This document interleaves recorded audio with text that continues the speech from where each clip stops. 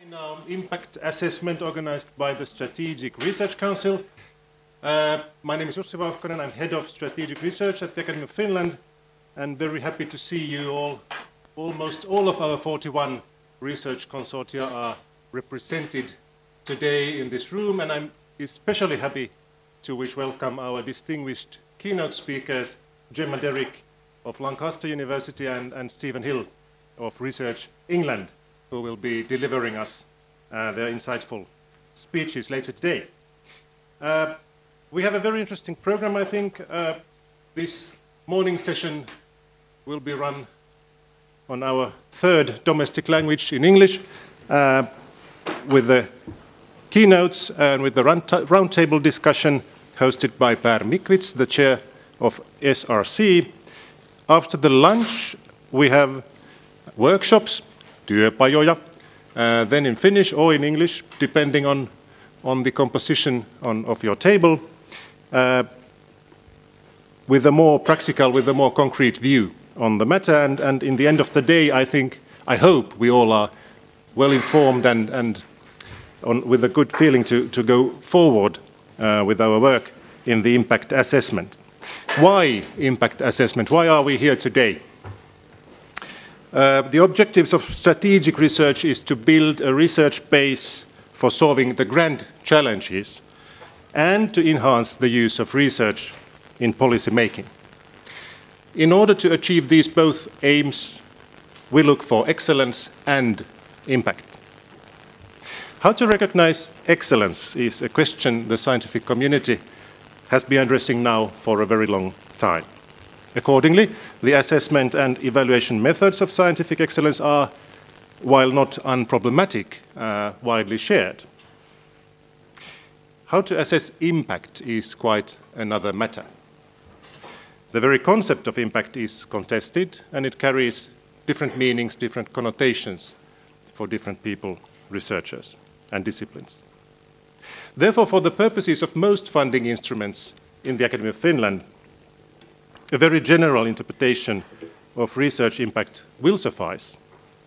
We can simply state, as we do on the web page of Academy of Finland, that in the long term, science and research contribute to the development of society's ultimate aims and our understanding of the best way to reach them. For the purposes of strategic research, however, this is too general. After all, our task is to have a very particular kind of impact, namely an impact on the way the Finnish society, its policymakers, its decision makers address the grand challenges ahead of us all. Now, we are a research funding organization whose mission is to promote policies that are informed by research and evidence. We try to live as we preach, and today we will hear contributions by two leading experts in the field.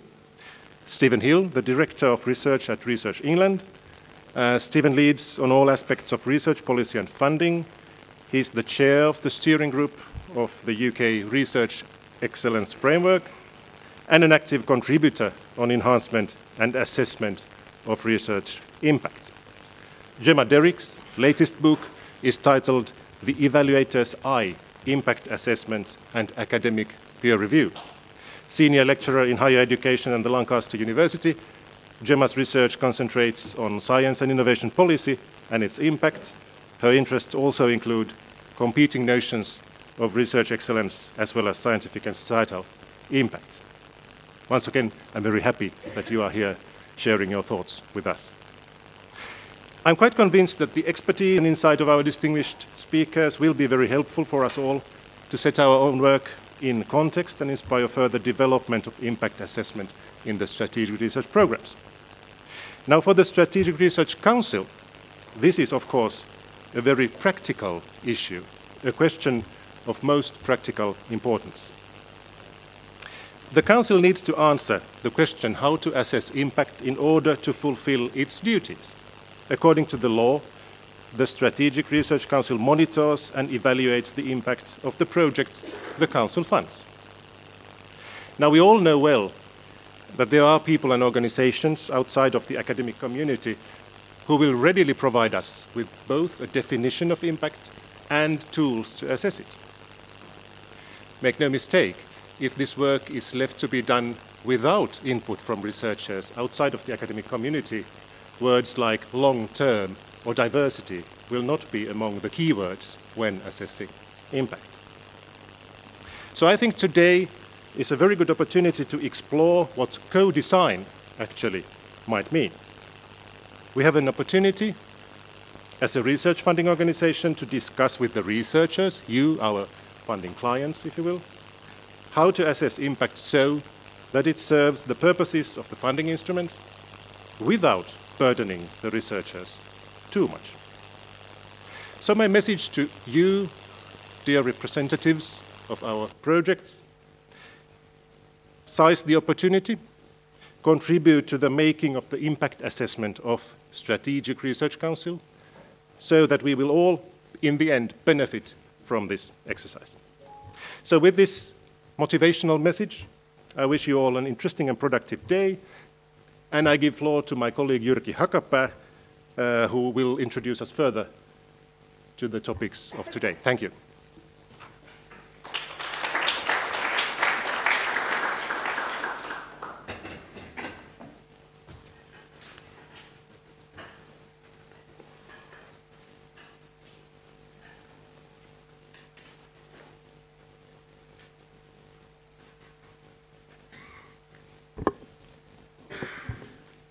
Thank you, Jussi. I believe the motivation part is done. Now is the time for the more boring civil servant view or setting the scene.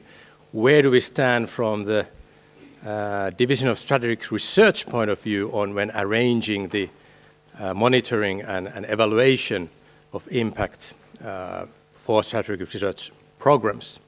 The idea is to give you a view where we stand at the moment in our planning process, what are the key questions that we have found out that should be solved, and then, as Jussi mentioned, we are leaving the floor mostly for the rest of the day to you to find out if the questions are good and what kind of responses would you suggest for these issues that we are tackling upon and still haven't exactly found out how to arrange in our evaluation processes. But as Jussi mentioned, strategic research programs, they are again facing a new moment of their program processes, and we as a division of strategic research, the council itself also is facing a new issue. Many of you have actually gone through from the eventual building phase, planning how the funding instrument actually works, how applications are taken in, how they are reviewed, and then the first years of how actually research programs and the consortia run. And now we are heading towards the final phase of research programs. How do we evaluate, did the strategic research programs achieve what they were set to do? As said, the law on Academy of Finland actually demands that Strategic Research Council both monitors and assesses the impact of the funded research programs. As have been mentioned previously, the ideas of monitoring and assessing are new in the framework of Academy of Finland. And then especially the idea that one needs to monitor and assess the impact is a special one. Now, most of the consortia in the strategic research would say, and I would say that too, the activities firstly are concentrating on research and interaction activities, but the law doesn't mention anything on those. The law mentions the impact, the final result that comes out of your activities, and what of course have been the overall aim from the very beginning. And then in the funding instruments framework, there are issues that need to be taken care of during the evaluation processes or the monitoring processes, that all the consortia, all programs are multidisciplinary, that they include scholars from various organizations. And this needed to be arranged, and we need to see what kind of cooperation comes between disciplines and organizations, how that cooperation benefits the funding instrument's aims. But impact is the main thing here. Now, assessment activities, of course, for Division of Strategic Research, that's our bread and butter. That's what we mostly do. We've listed here 4 issues where we are part of these assessment activities. Now, the first one is the most familiar one, that scholars send their applications in once a call has been arranged, and the division takes care of organizing the review process and the decision process, and at the end, the Research Council decides which applications are actually funded. Now, the second and the third one highlighted there are the ones that we are discussing today. How to arrange the ongoing monitoring of programs, and then how to arrange the ex post evaluation at the end of research programs. The fourth one, evaluation of the whole funding instrument, is a bit of out of our hands, and rather an idea that somebody outside from the funding instrument comes to evaluate and follow what was actually achieved with this funding instrument. But of course, even there, the Council and the division supporting it has a say to mention how could this be arranged, and at least to give its opinion and views on the matters. Now, on the issues, the second and the third issues, we arranged, well, you know about the ongoing monitoring issues. That's part of these processes. And last summer, we arranged our first mid-term assessment process. Quite quick checkup, concentrating on the very first 3 programs that started their activities in 2015, and the practical point of checking if the Council sees that all programs, all consortia in those programs are proceeding as wished and can be funded for their second funding period. There were no external reviewers there. This was done by the Division of Strategic Research and the Council itself. But the real issue here is that we are heading now for the first final program assessments. The 4 programs that started their activities in 2016 will finish their activities, or the funding period will finish at the end of August next year. And the first idea is that after that, one should arrange and organize the final evaluation process during the autumn 2019 and the spring 2020. And this is the process that we are currently creating, and we need your input and ideas for that process too. We are at our division, we are facing 3 main challenges. What are we aiming at first? What on earth is this impact that should be assessed? Then, what is actually the key moment when this impact can be noticed, or what will be the best time to evaluate it, or how it's been achieved? And then finally, if we manage to determine what is impact and when to follow it, how we actually plan and then execute this assessment process. Our preliminary answers to the 3 questions, but those are very preliminary and needs to be discussed even in the sense that are these the right questions to tackle upon. What comes to the impact, we've realized that at the moment that there's no one definition of impact that we would like to use when the evaluation of the programs is on the table. Rather, each program has their own aims for impact that are based on the program descriptions, following those descriptions that were the basis for the applications that you sent in and were funded. One should find what are the program aims, where should the consortia and the separate entities and together aim at. Now this means that we have at the moment 10 different program impact aims. And they vary, of course, on the basis also that what kind of consortia and how big consortia were taken into the particular program. How long these programs are, how much time did they have to work upon these issues. And then our program directors have pointed out too that there are many links in between the programs, and sometimes consortia that meet from two different programs have actually much more issues together that they can discuss than the consortia in one particular program. How to manage with these different links and connections that go over the formal program borders. So whatever assessment process we are arranging, it needs to target these varying impact possibilities according to the program aims. Then what is this impact actually?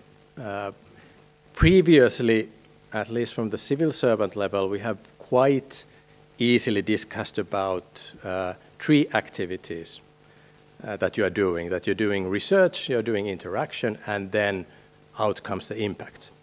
Well, lately we have made this a little bit more complicated and put it into these 6 phases that we see that are or should be happening. We get the input, or you have created the input, planning what kind of research agenda, what kind of aims will be good for a particular program. You have set the resources, and Council has found out that these plans and resources are the right ones for that particular program and should be funded. Now, through the funding period, you of course have your research and interaction activities, but what are actually those impact results that come out of these activities are not necessarily and simply impact.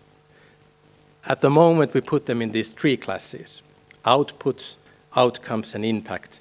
And on the left side, you see how we try to translate those in Finnish.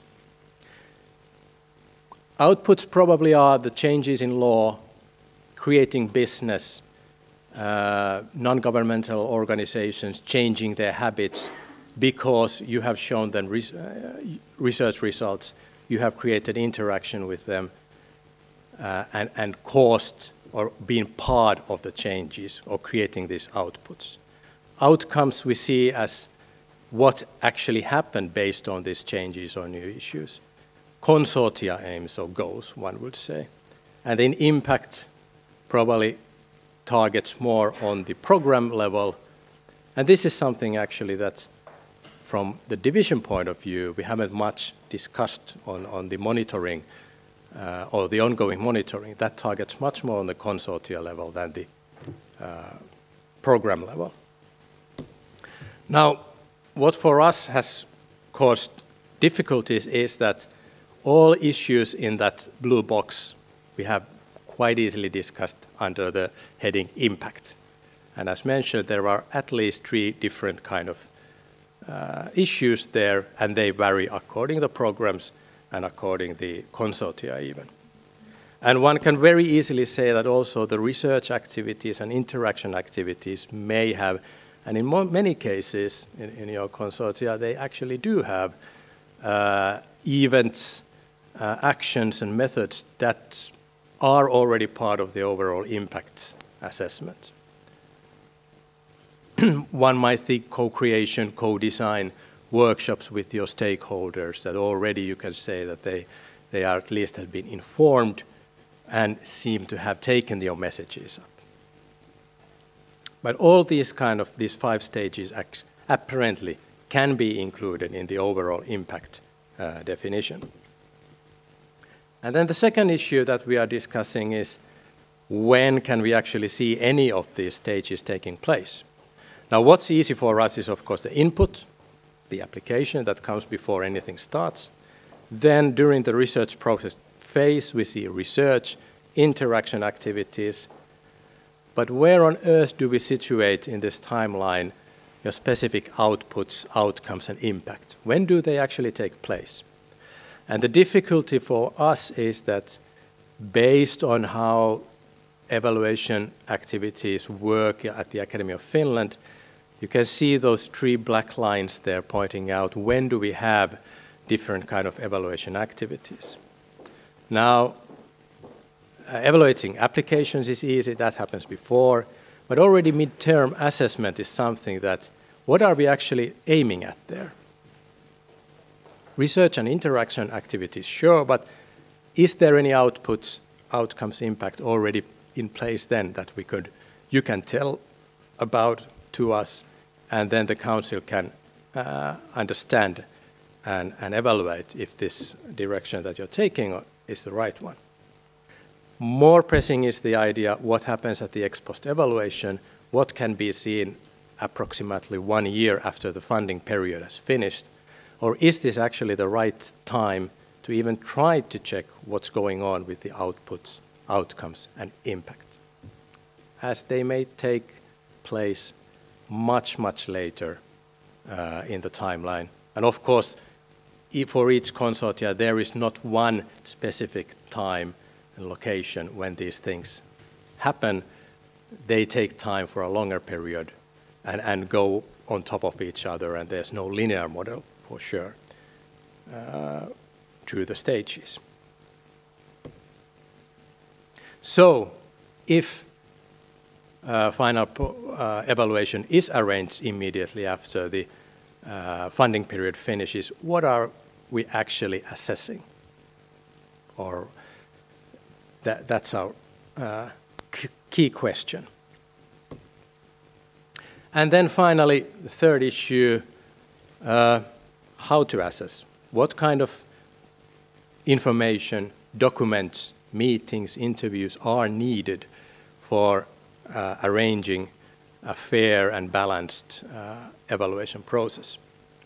Now, at the moment, we feel that the indicators that we ask you to submit and the impact case studies that we ask you to submit, they do cover quite many of these stages, but they do concentrate on the beginning phases. We get good cover on the research and interaction activities, but once we move towards the outputs and outcomes, the information that we get through those documents doesn't cover all the issues that we should know. And rightly so, they are not the best ways to get that kind of information. And of course, both documents and instruments are also ongoing forms. The information that we get through them gets better and gets fuller through the period that you work. But for sure, for this last stage, understanding what's happening on the program level, about that we have no idea at the moment. That needs to be solved and seen in a different way. What is that way? We don't know yet. So, those are the 3 questions that we're working through at the Division of Strategic Research, and we would like to hear your views on those issues.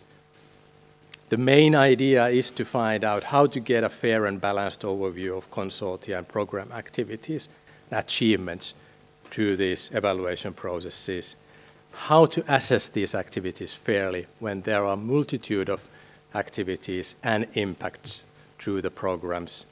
And then finally, yes, how not to overburden ourselves.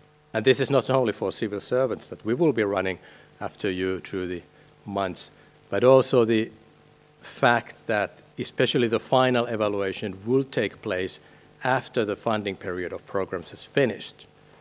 And of course, how to make you enthusiastic about the whole reporting and assessing process at the time when the funds are already gone is an important question. And this needs mutual cooperation and understanding why to arrange this kind of practice in the first place. Now, you noticed in the program we have planned workshops for the afternoon where we hear all your views and collect them and try to answer some of your questions too. But to start the discussion, to set the scene, Jussi already introduced our two keynote speakers, Stephen Hill and Gemma Derrick. We will hear their presentations on the issue of how to evaluate research impact first, and then we have a panel discussion led by the chair of Strategic Research Council, Per Mikwits, and then besides Stephen and Gemma, we have two program directors, Olli Kangas and Riitta Kosonen, joining for the panel discussion. And hopefully already there we will have a lot of good questions and discussion on this matter. But now I would like to ask Stephen Hill first to come up for the keynote lecture. Oops.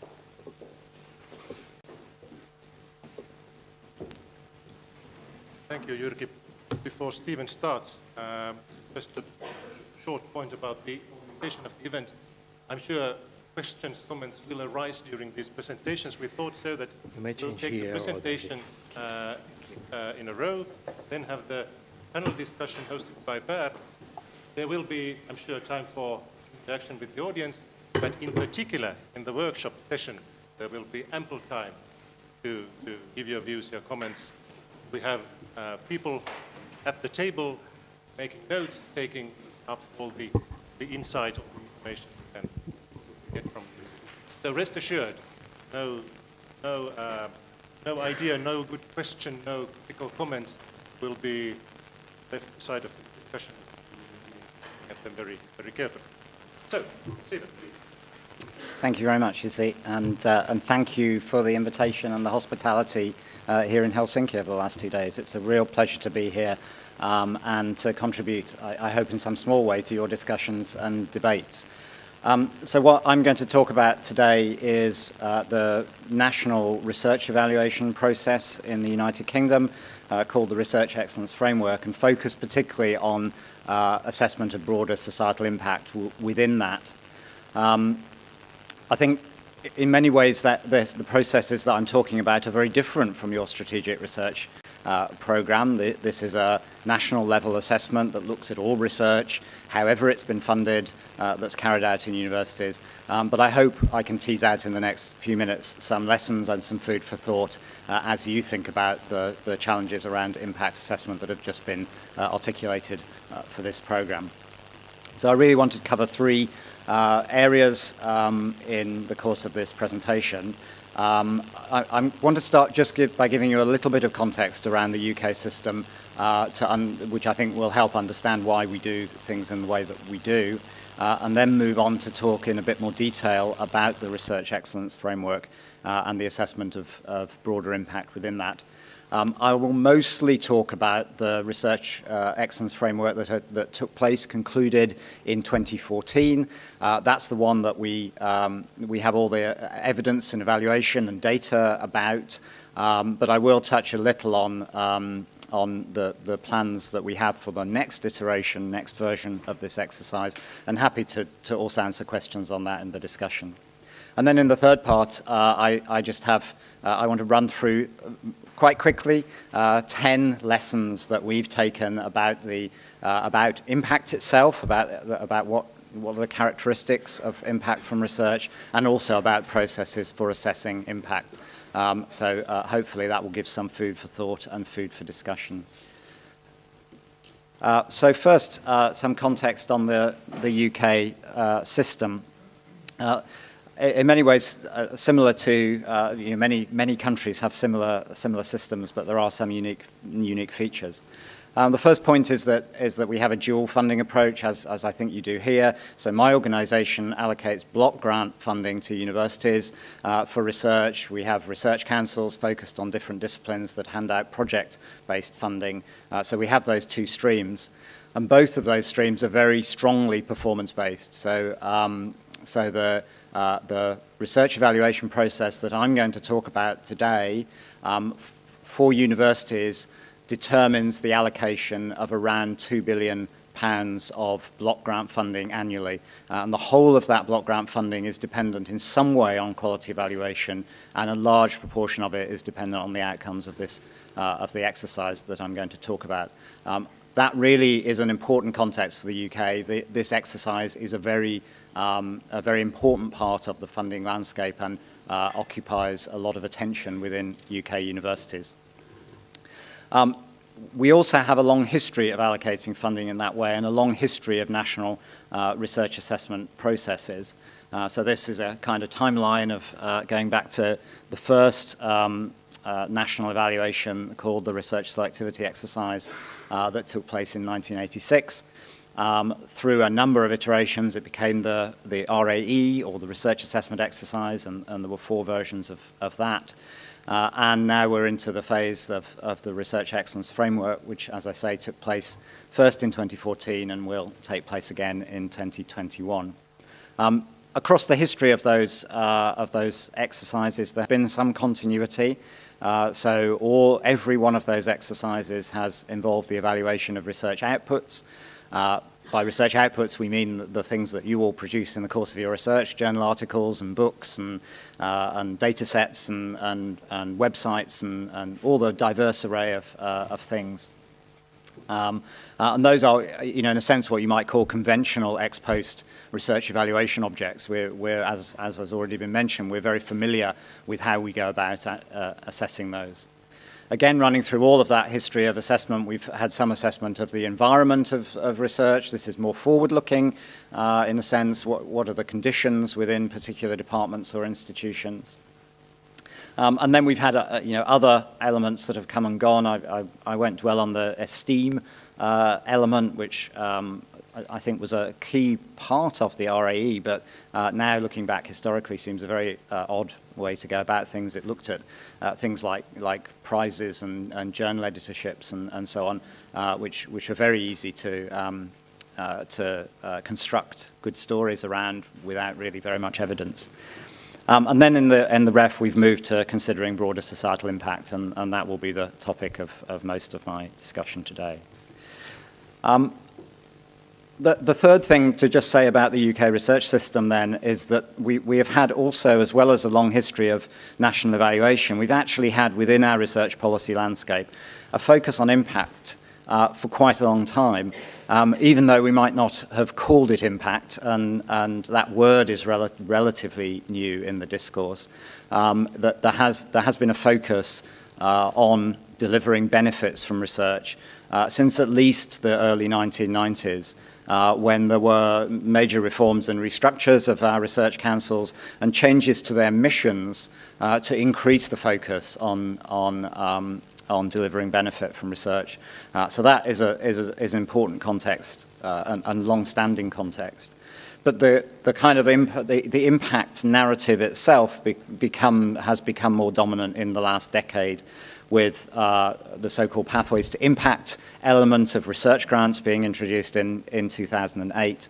That requires researchers who are applying for funding to articulate how they will deliver benefits, so to plan for impact, if you like, in that section. And then finally, the final piece in the puzzle is the impact element that was added to the national evaluation system in 2014, or for the 2014 exercise. What we like to think of as a rounded policy environment where broader societal impact is treated as at least having high importance and having some parity with research quality, scientific excellence, academic quality. So, having given you that bit of background, then what is the Research Excellence Framework? How does it work, and how do we assess impact within it? So, the Research Excellence Framework is essentially a process to assess the quality of research in UK universities. It covers the whole of research, so every discipline is covered, and independent of how that research is funded. And it's carried out by, or was in 2014, carried out by 36 expert panels that had a disciplinary focus. Those 36 panels were grouped together into 4 main panels, so-called main panels, that had an oversight of those each individual, or those groups of disciplines. And the 4 main panels are listed on the slide. Main panel A covered medical and life sciences. Main panel B, physical sciences and engineering. Main panel C, the social sciences. And main panel D, the arts and humanities. The official names of those panels are A, B, C, and D. Not the words that you see describing them. That's because when we try and name the panels, that creates a huge amount of debate about exactly which words you include and don't include. And so the simplest solution to that is simply to call them A, B, C, and D. But they do cover those areas. The process is one that takes place over a number of years. So this gives you the timeline for the 2014 process. The panels are selected and appointed relatively early in the process and develop criteria and guidance. Important thing to note about the panels, that they are made up of disciplinary experts, but drawn from both academia and from the worlds outside academia, what we term the users of research. So these might include people from business and industry, who have an interest in research, people from government and policymakers, patient groups, clinicians, non-governmental organizations. Whole range of organizations are represented on those panels. And I think that's a really important feature of the system, that particularly around the evaluation of impact, that it's done not just by the academy, but also by those who are the users of research, the agents of impact in broader society. Universities prepare submissions to the process, and then those submissions are assessed by the 36 expert panels, and conclusions are drawn, and effectively a profile is constructed. I don't have a slide on exactly how the exercise is scored. We can talk about that in the discussion if you wish. The exercise in 2014 was framed in this way. We had the 3 elements of the exercise: quality of research outputs, impact of research on society, and the research environment. And those were weighted in the ways that are indicated on the slide. So 65% on quality of research outputs, 20% on impact, 15% on research environment. And some numbers on this slide just to give you some idea of the scale of the exercise. That in the research outputs section, that just under 200,000 research outputs were assessed. The vast bulk of them, 150,000, were journal articles, and most of the rest were books, but there were a few other things. Those outputs came from around 50,000 staff. On the impact element, and I'll talk about this in more detail in a moment, we assessed case studies, and there were some 7,000 case studies assessed as part of this process. So it's a large-scale activity involving around 1,200 panel members. My team is relatively small, of 15 to 20 people. It varies during the exercise, but no small undertaking to carry this out. Just quickly to think about what is happening in the next exercise. I'm not going to talk much in detail, as I said, but just one thing to note is that what we have changed for the next exercise is we've increased the weighting on impact. So the weighting is now 60% on outputs, 25% on impact. And that, I think, is a kind of vote of confidence in the process, that we feel it was successful last time, and as a result of that, we'll increase the emphasis in the future. As I say, happy to talk about the detail of the next exercise in the discussion. We define impact for this process. The definition is up there on the screen. We define impact as an effect on, change, or benefit to the economy, society, culture, public policy or services, health, the environment, or quality of life beyond academia. And those 2 words at the end are really quite important. This is about change and benefit outside of the academy. That definition of impact is intentionally very, very broad, and is meant to, in the context of our exercise, give all types of research in all disciplines an opportunity to demonstrate the effect on change or benefit that they bring, those research in those disciplines brings about. So an intentionally broad definition. Whether that definition is useful to you in the context of your strategic research programs, I think is an interesting question for debate, but that's where we started from in terms of this exercise. In order to assess the exercise, we asked institutions to produce a 4-page narrative case study of some examples of impact. So they needed to write something special, which I think you're already in the process of doing. That case study needed to include not just information about impact itself, but also about the research that was related to that impact, the so-called underpinning research. We were keen to establish not necessarily direct causal links between research and impact, but at least to associate impact with the research that had been carried out. The case study also needed to include evidence and corroboration. So these are narratives, but they're not just stories, is the line that I like to say. They are based on evidence. They are that evidence needs to be included. And finally, just to re-emphasize the point I've already made, the assessment was carried out by both academics and research users. So it had a very diverse approach to that assessment, and I think that is a very important part of the process.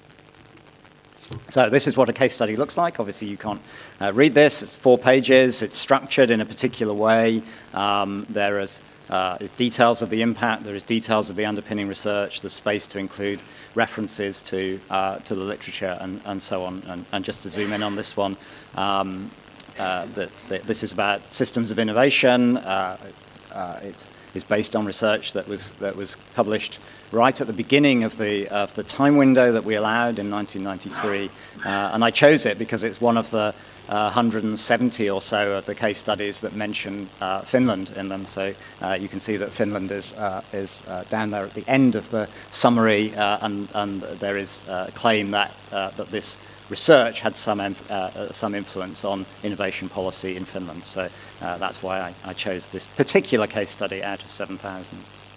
But if you're interested in these case studies, you can go and look at them all. We put them all up online on a searchable database. There are not quite all of the case studies. There are 6,637 case studies available on the database, covering all disciplines and almost all universities in the UK. They have all this underpinning research that's related to the impact. There's more than 36,000 pieces of underpinning research, but 36,000 of the pieces of underpinning research have DOIs attached to them, so that means you can do interesting things with them and interesting analysis. You can access this database to search it. You can download if you're interested in programmatically accessing it. There's an API and so on. And just to emphasize, the impact for the exercise needed to happen in a particular time window between 2008 and 2013. And the underpinning research also had a time window, but a very long one, 20-year time window. So we were interested in impacts that potentially had arisen from research as long ago, or research published as long ago as 1993.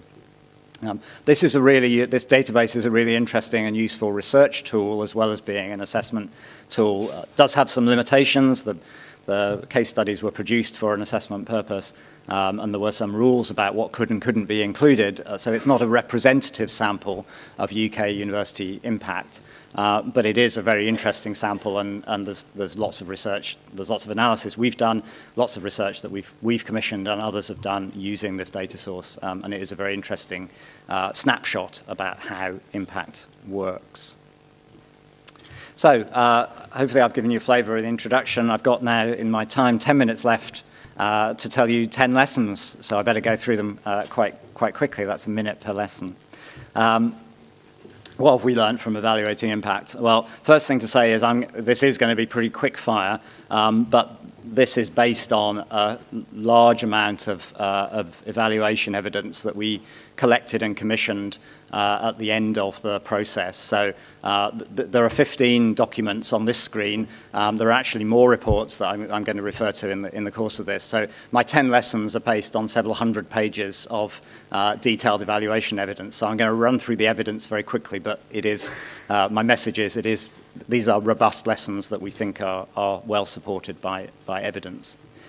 So my first lesson is that this process has provided strategic insight for universities. Universities have learned more about what they do and why it makes a difference in the world.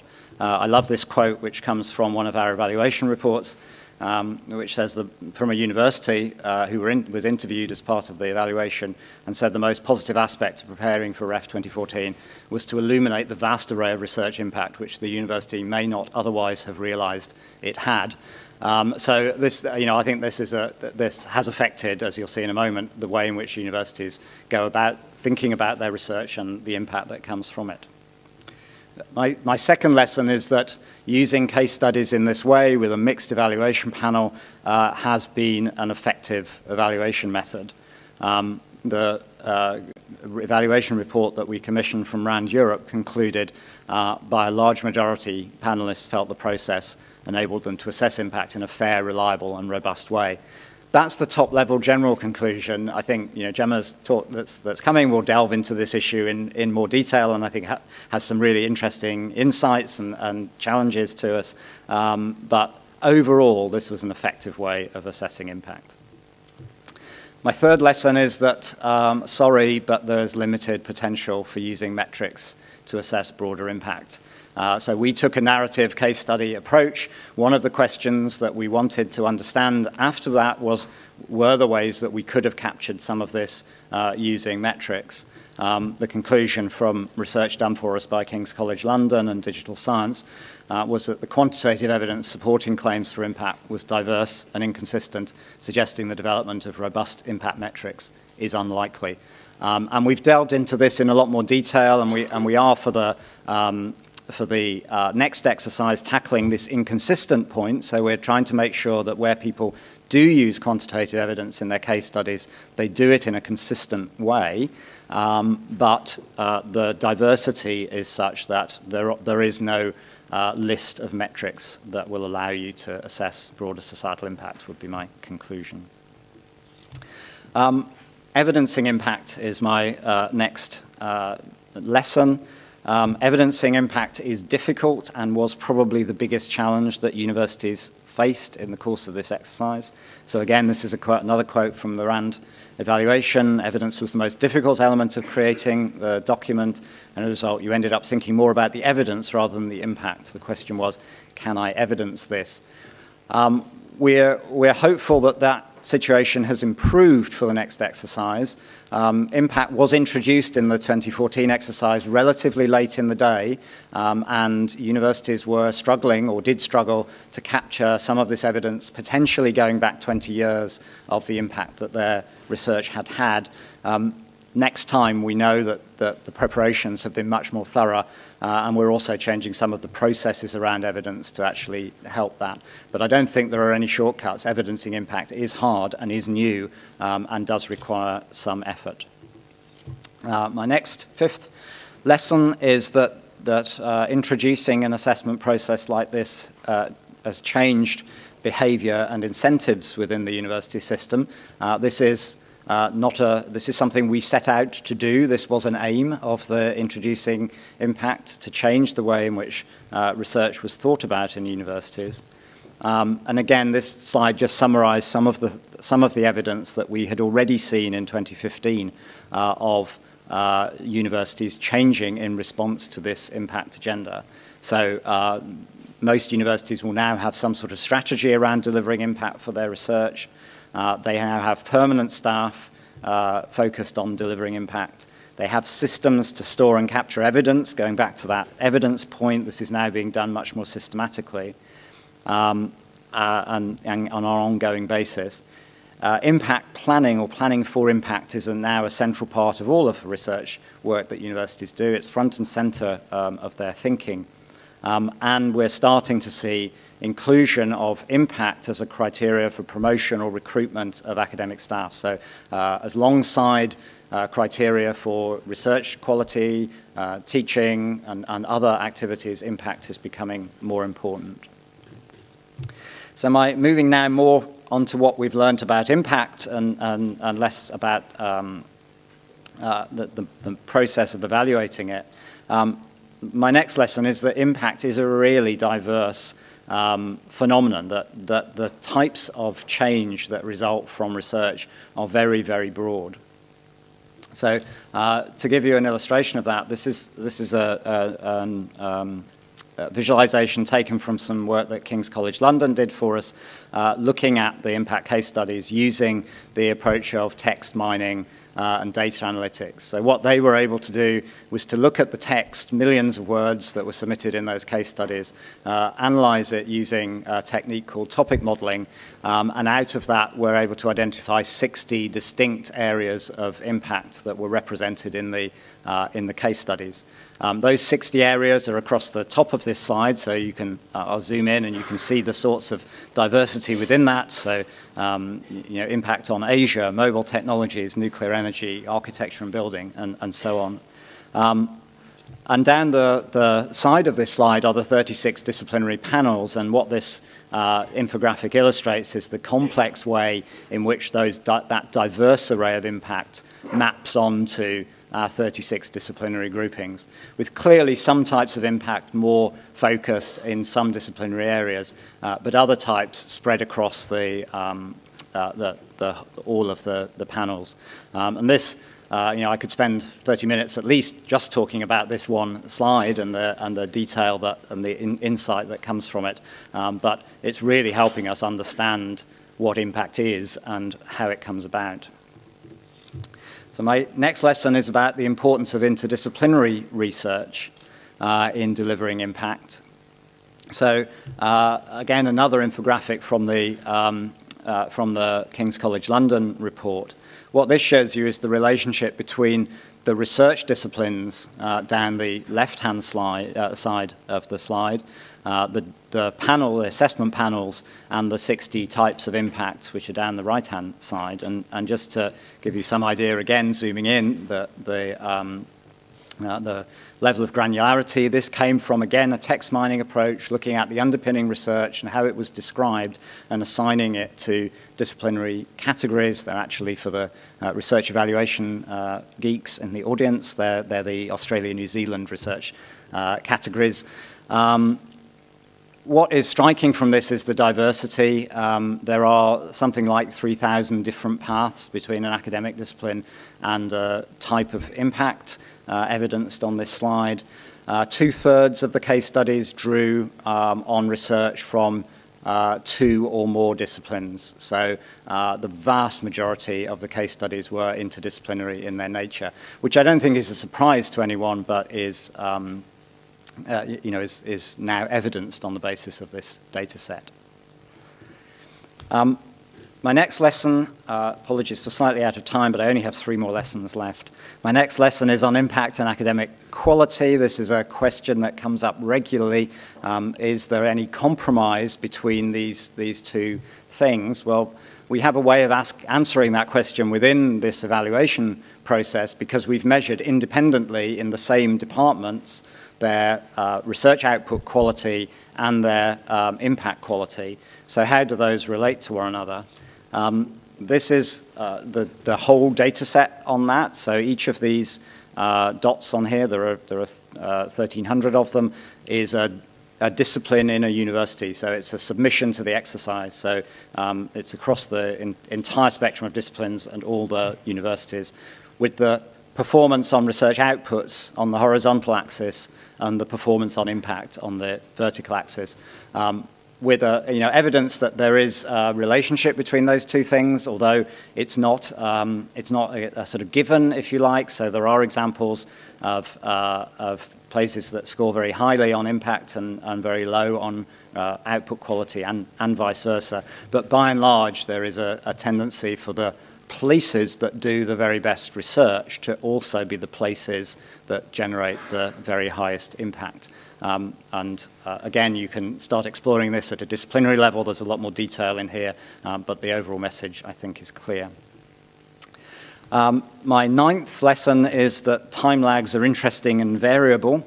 So you can get a handle on time lags for impact from this data set because you can look at the oldest piece of research in each of the case studies. And because you know the impact happened between 2008 and 2013, you can then say how old was the oldest piece of research.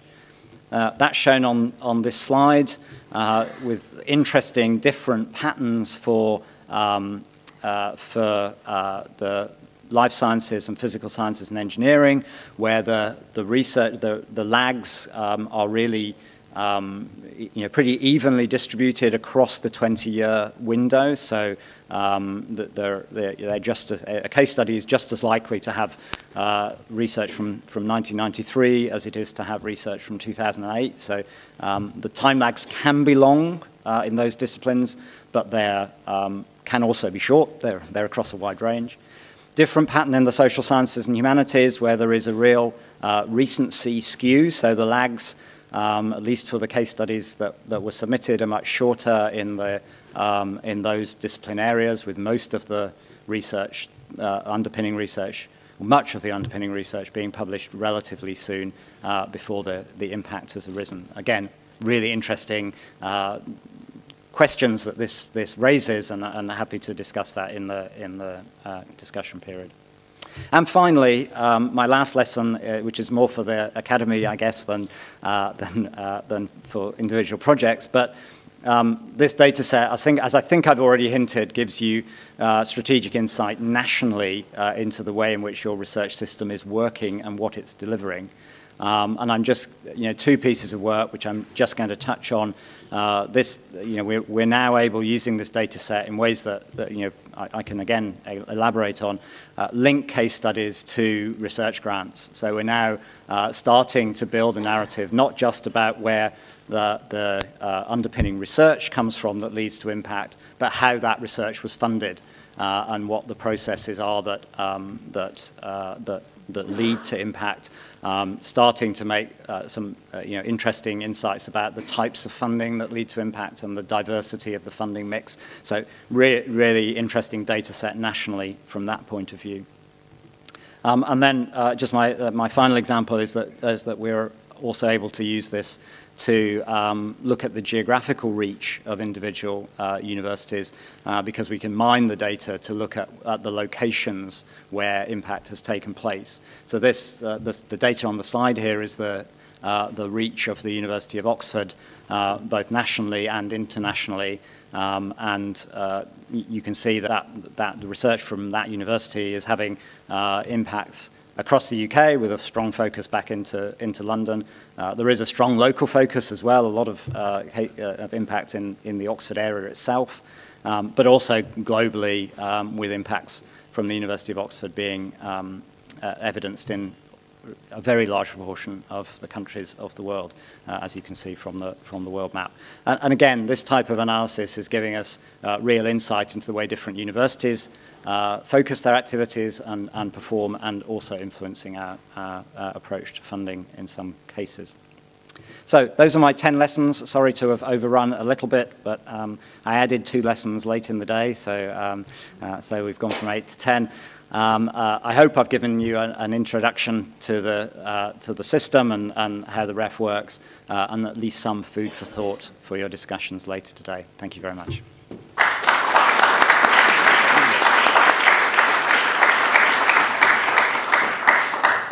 Thank you very much, Stephen. We move on to Jim and Derek, who will give us more insightful information, and then we'll have time for discussion.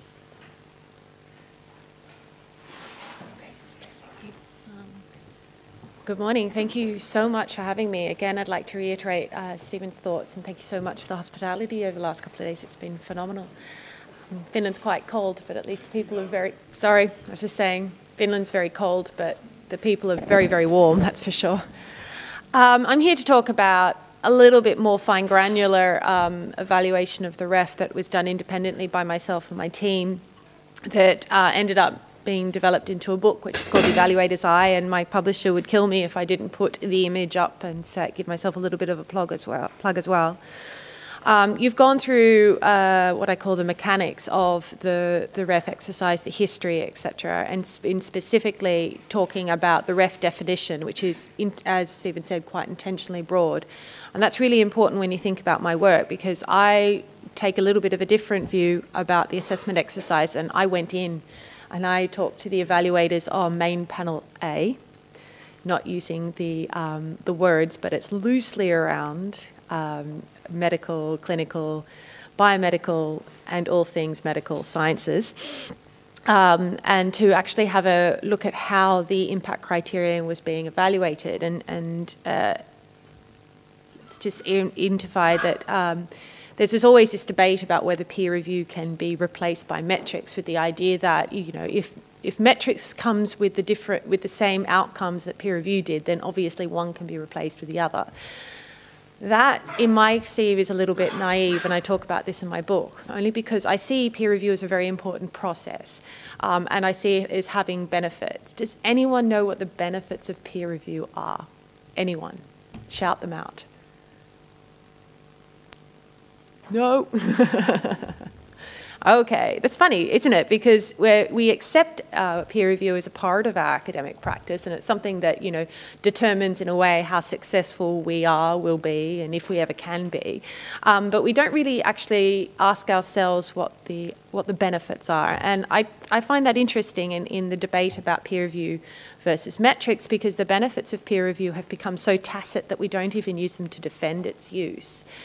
And in fact, you know, I've had a lot of correspondence with people who favour a metrics-driven evaluation process for not only the evaluation of the outputs criterion, but also increasingly for the impact criterion. And I'm really really happy that one of the lessons was that it can't happen. Because they seem to think that peer review is something pure. Peer review is something that, you know, it's a tool in academic governance. It's done by experts, and so there is political safety in the idea that whatever the outcomes of peer review are accepted. They're not necessarily questioned, because we know they come from people who are expert and qualified and have experience, and so therefore are well positioned to be able to comment and give reliable criticism or feedback, but also make a decision about whether our grant, our promotion application, or our REF submission is considered excellent or not.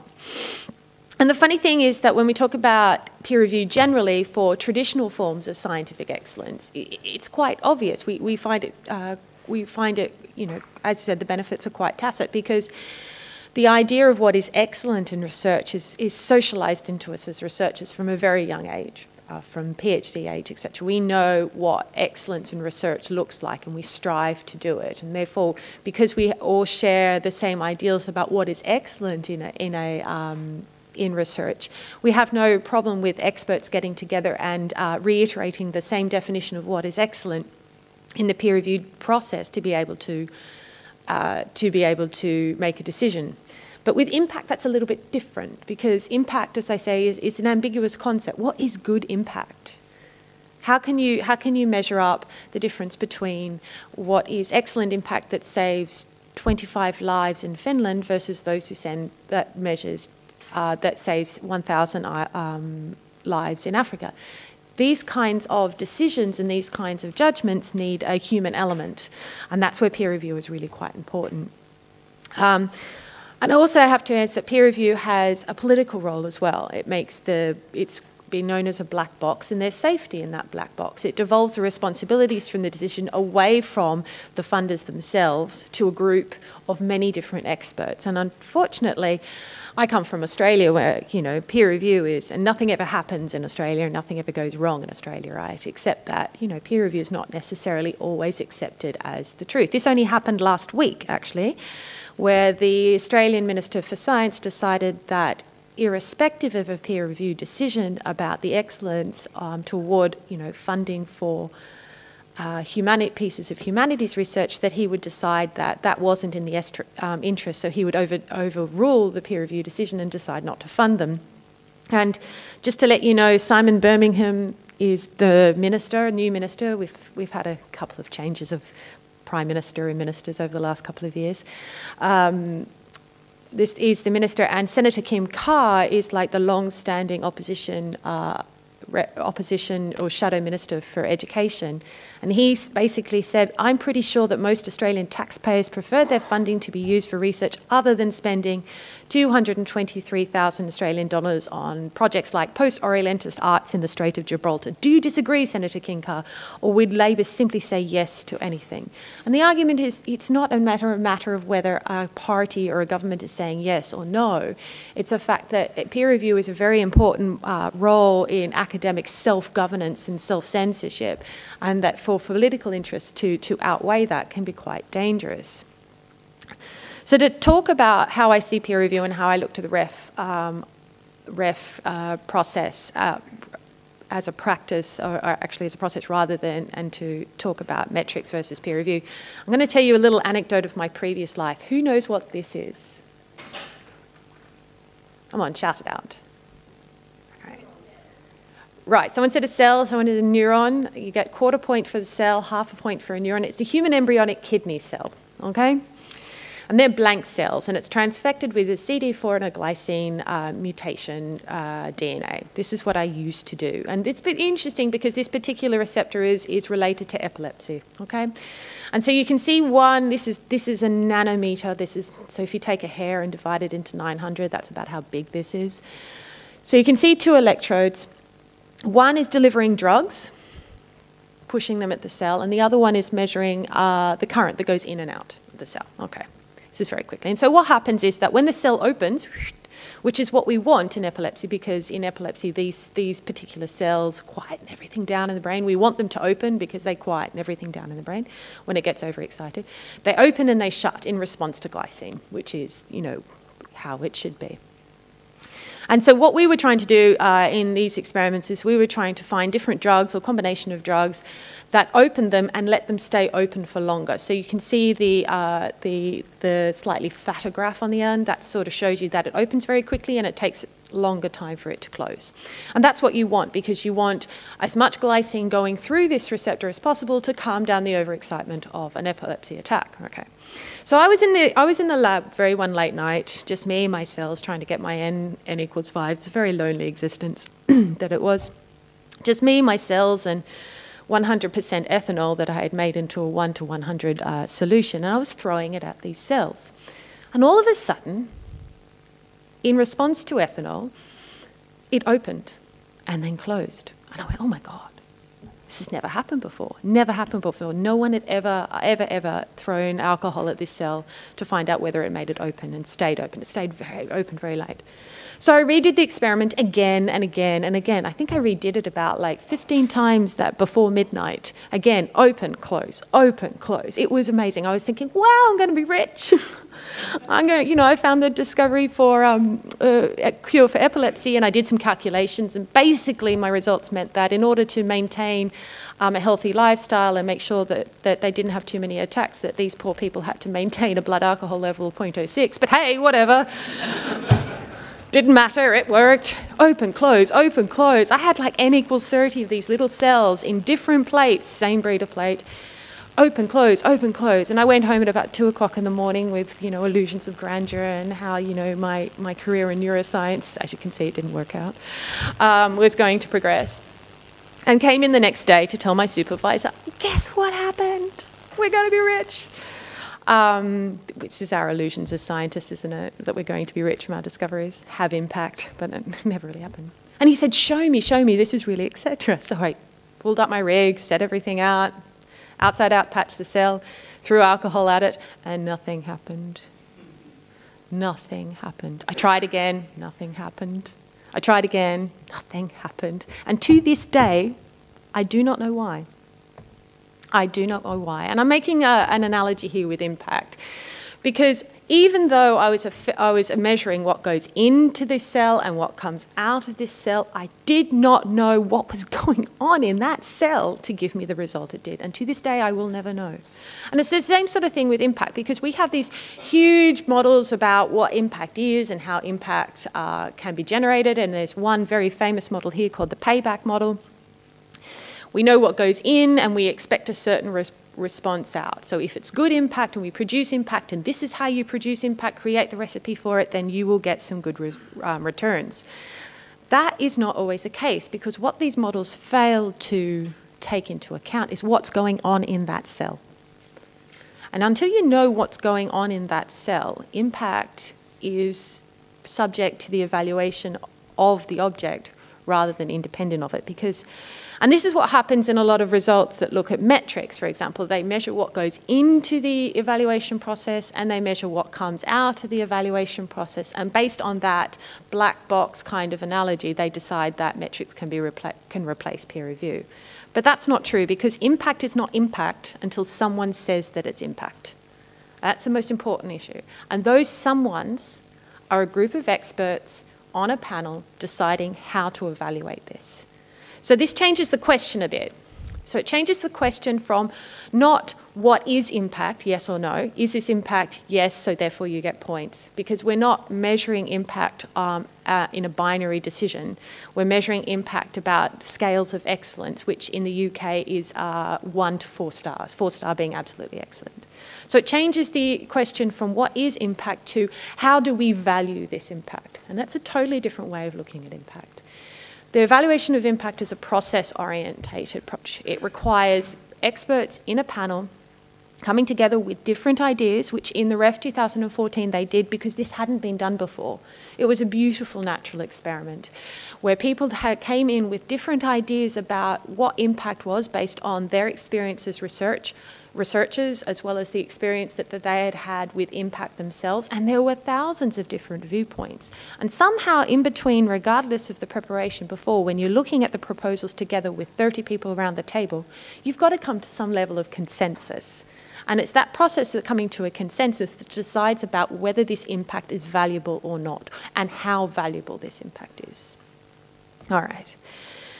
So there are risks associated with a consensus-led approach to impact assessment that don't exist for a consensus-led approach for traditional measures of scientific excellence. Because scientific excellence, the norms are shared beyond the panel and are just being replicated and reconstructed within the panel itself. But for impact, that's different, because the idea of impact in 2014 was not yet, and it's more so now, but it's not, at that time it was not yet a very strong socialised norm that we teach PhD students about what is excellent impact. It's still quite ambiguous.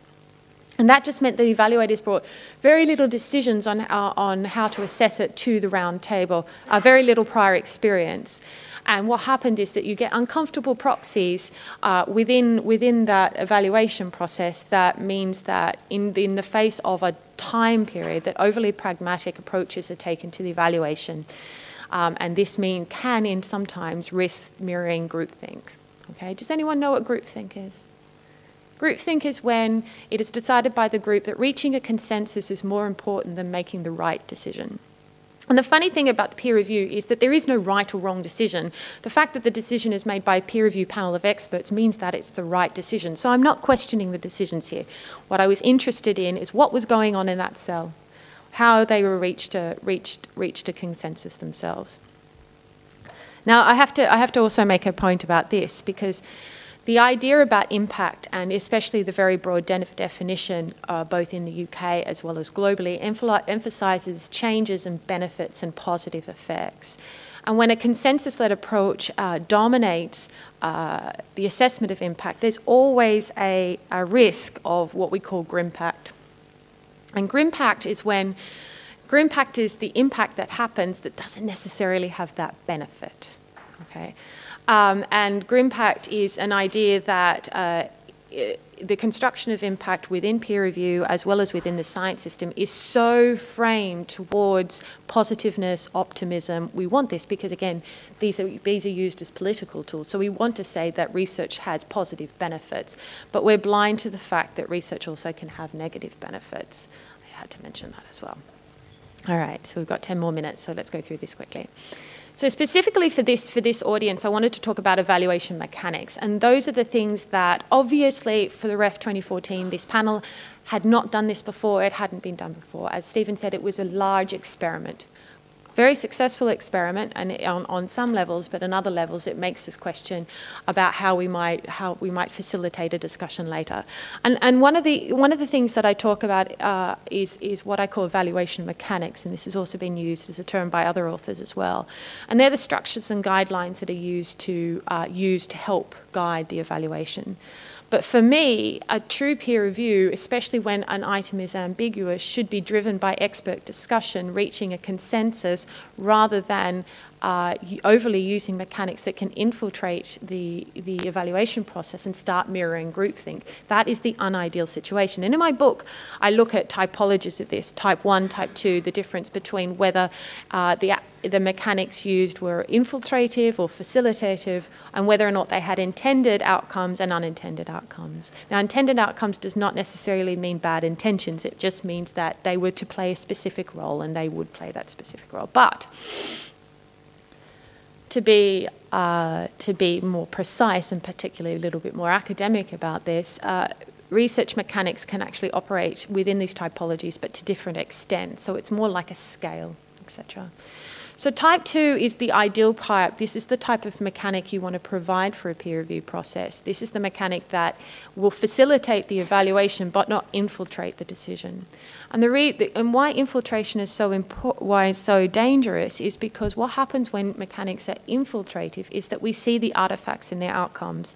The outcomes end up mirroring the mechanics rather than the peer review panel building on the mechanics to develop their own meaning and construct their own idea about what is excellence around impact. And this has also been seen in other ambiguous concepts like interdisciplinary research, grand challenges, transdisciplinary research, etc. So obviously you want to avoid type 1 where you have intended outcomes and your intended outcome is to infiltrate the process, as well as type 3 where you have absolutely no intention of these mechanics don't actually serve a purpose, but they still do infiltrate the process. That one I haven't actually seen. And an evaluation, going back to my original argument about metrics versus peer review in the evaluation of impact is exactly, and linking that to the idea of mechanics infiltrating an evaluation, is exactly this idea about bibliometrics-informed peer review. The idea about peer review is not to replace it. The whole idea is that we can make it stronger. And metrics is not a replacement. What it is a mechanic. Because you can look at anybody in a peer review process, whether it's for traditional impact or societal impact, and they will use metrics in some way or another to guide their decision-making process. It's also because, in a way, citations are indications of what we already see ourselves as being extremely prone to valuing when it comes to identifying what is excellence in research. Whether or not it's a good thing or another thing, we identify and associate excellence with publishing in high-impact journals, gaining citations, and publishing with the right people, etc. And so mechanics can be used, metrics are used as a mechanic, and they can infiltrate the process. And what you see is exactly that. So all of these studies, which are very famous studies that correlate and start correlating metric expectations about excellence with the outcomes of peer review, and using that, what they end up doing is making the justification that therefore peer review can be replaced by metrics, is a circular argument. Because what happens is that peer review process is not independent from the influence of metrics to begin with. Metrics are being used within that peer review decision in the bibliometrics-informed peer review way of the Metrics Tide and James Wilsden crew, which Stephen was part of. They're being used to make decisions, to justify the decisions. So to make the argument that because the outcomes reflect what the metrics are is a false conclusion, because the metrics are already being used, and of course therefore when you correlate the peer review outcomes with metrics, of course there's going to be a positive correlation. So you get a bit of a tautology here, where these metrics are infiltrating the evaluation, and what we're seeing and what these studies are finding is the infiltrative way in which metrics are being used in the evaluation process, not necessarily support the argument that therefore metrics can replace peer review. So I've got 5 more minutes, and I'll go straight through. So for the REF, for example, there are a variety of different mechanics that were provided to the panel and also provided to people who were making submissions too. And they were done at they were available at different stages of the evaluation process. At the submission stage, which is the impact definition, the STAR outcome, which we as people who are submitting submissions, who are putting submissions into the REF panel, actually use to formulate our submissions. You know, it's like applying for a job. This is the selection criteria. You would be absolutely foolish not to write to the selection criteria. And then in the evaluation, these same sort of things are, and some other mechanics too, are given to the panels to be able to facilitate or infiltrate the evaluation process. And then again, we can use certain mechanics to interpret the results. And what my research has looked at is one of the things is we tried to work out how we looked at how these panelists use these mechanics to make their decisions, rightly or wrongly. And I don't make a decision about whether this produced the right outcomes or not. But it wasn't necessarily an idealized idea about how to use metrics, because how to use the mechanics. Because the expertise wasn't there and because the experience wasn't there, these mechanics played an active role in the evaluation of themselves. So this is one of the interviews from one of the panelists out of the evaluation that said, despite the fact we were all saying, how are we ever going to get this right? How are we going to judge what is a 1, 2, 3 or 4 star in these rather vague written cases? When it came to it, it wasn't nearly as hard. And why wasn't it hard? It's partly due to the fact we got very clear advice from HEFSI as how to interpret what we saw and how to grade we saw. So the question is, do these infiltrative mechanics allow the panel to produce a different idea or an independent idea about what is excellence for impact?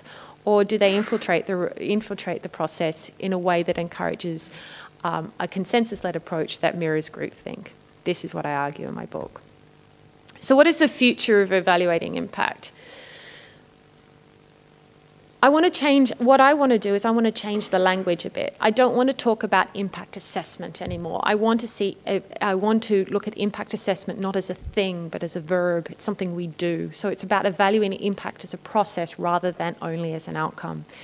And again, I still believe in peer review for very good reasons, not because it's part of my academic upbringing, but because I think that peer review is a very valuable political and epistemological tool to evaluate what is excellence for both traditional as well as ambiguous criteria. So therefore, the decision is not for me, not exactly how to replace peer review with metrics, but to make peer review stronger. And there's a couple of insights that I have in my book, as well as personal insights and more insights as I continue work in this area about exactly how to do that. And the funny thing is that when you talk about impact assessment, we've got to really acknowledge the role that these evaluation mechanics play in not only infiltrating, for the want of a better word, or facilitating the impact assessment in the REF, but also in socialising the next generation of researchers who are coming up to the REF 2021. And you see that as well. So if peer review plays a powerful role in socialising the new generation of new generation thinking about what is excellence, then so do the mechanics that are used in these evaluations. And there's a very careful, which I've gained a lot more appreciation of over the last couple of days from talking to Stephen, of how difficult it is to balance providing mechanics to a panel that facilitate the evaluation while still ensuring that they don't infiltrate and have wide-ranging community effects on the academic community. We're seeing that already in the UK. When you ask somebody, what is your article about and how good is it, they'll talk about it being a 4-star article.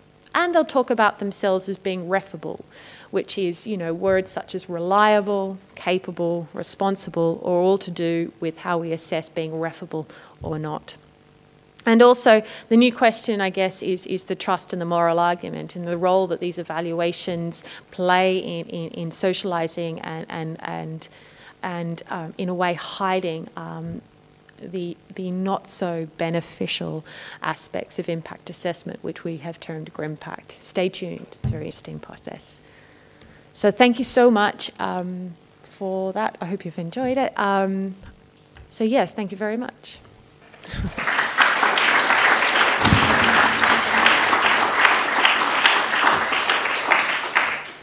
Thank you so much, Gemma.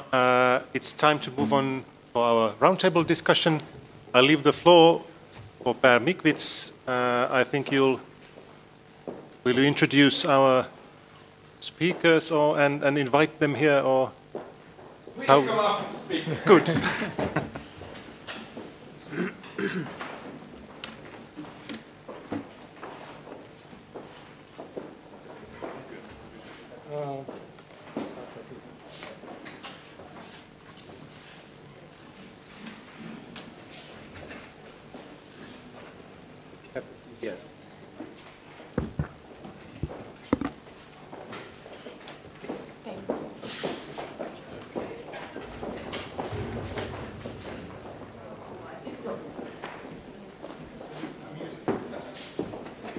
Hi, Gemma. Hi. No, Mike.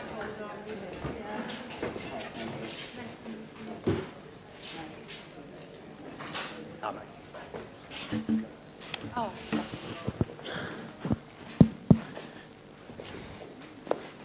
Any calls? Mike? Hey, are they posted?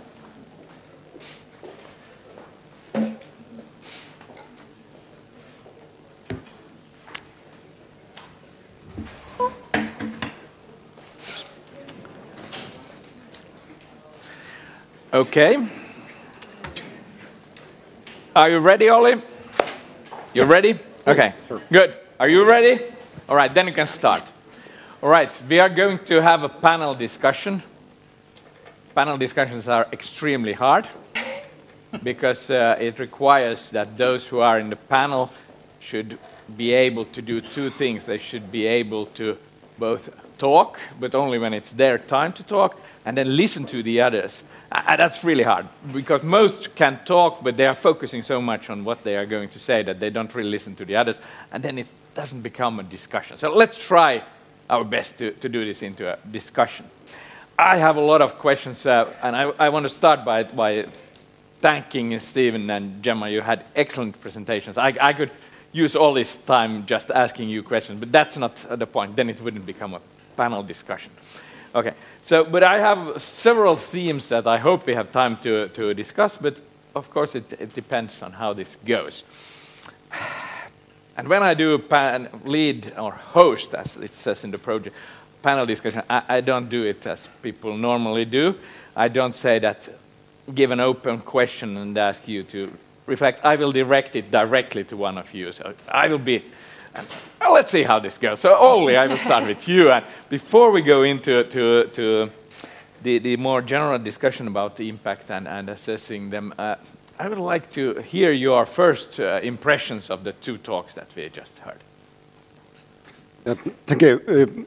I was very impressed, and I had a couple of comments. So let's say so that in the very beginning I was a little bit scared that we will get rather depressing news from our foreign quests telling how to do and how we have done everything wrongly. But I was very relieved that we can do it. We can do it when we are evaluating our programs, so that the message was really good. Okay, so we have a positive spirit, and we think that we have not lost the whole game yet. Absolutely, we have lots of time to lose it. Good, good. We'll come back to the quiz, some of the tricky questions in a while. So, Reetta, could you also give your first impressions? My first impression definitely was, first of all, I liked these speeches very much. They really showed us the expertise from the UK, and it was very good to hear that they have had this impact aspect in evaluation for such a long time. So I think we really have a lot to learn from them. And also my first expression was that what we are dealing with here in strategic research is a little bit different from its kind of nature. So I think we need to adjust a little bit our thinking. Okay, great. Then we have sort of set the scene, and I I very much share your views. On one hand, we can learn, we see how this links to what we're thinking, but we have a slightly different setting. But let's start with this, really, first, the issue about societal impact. What do you really mean by that? And Stephen, you said that you had this very broad definition, and you talked about effect on or change, but then you also had or benefit. But at least when I think about it, I see it quite a bit different. The first one, effect on or change, it's very sort of, it doesn't have any direction. It doesn't have any sort of moral aspect directly to it, whereas if you say benefit, it already has some direction. Not every change can be a societal impact. How do you feel about this? When we are going to assess societal impact of research, what is the moral or ethical aspect of it, of the definition of it? Is any change based on research good, or something we should have? Clearly that any change based on research is not good. So it's perfectly possible, and Gemma's already started to introduce her lovely word grimpact about the negative effects of research. I think when it comes to research evaluation in the context of evaluating a funding stream or evaluating national performance, then clearly what you're focusing on is benefits from research. That's what you're measuring. So perhaps our definition ought to be more explicit around that. Having said that, there are then a number of issues that I think you need to factor in, and no doubt Gemma has views on this too, that there are the pieces of bad research that bring about bad outcomes. And that's not something that we're ever looking at in the context of the REF, because the REF is about the best examples, and the things that universities want to shout about and be proud of. But I think there are also issues around the trade-offs that you might get between benefit and downside. So I'm going to be very simplistic here, but you might say research into robotics is going to be fantastic. It's going to bring huge economic benefits. Manufacturing will get much cheaper. Everyone, what a wonderful thing. But then it's not so wonderful if you're the person whose job is disappearing because of the automation. And so that type of trade-off is an important part of thinking about impacts. What are the upsides, but also what are the downsides? And then I think, going back to your question, there are elements that we don't ask our assessors to think about. We explicitly exclude this, about moral judgments. So an example of that might be, let's say you've discovered a new drug for a disease. You could choose to develop that through a drug company that will then charge large amounts of money for it, sell it only to the developed world, or you could develop it through a non-profit route that might make it available to people across the globe, even those who can't afford to buy it. And there is a moral judgment in that, as well as actually an economic one about which is the most effective way of doing it.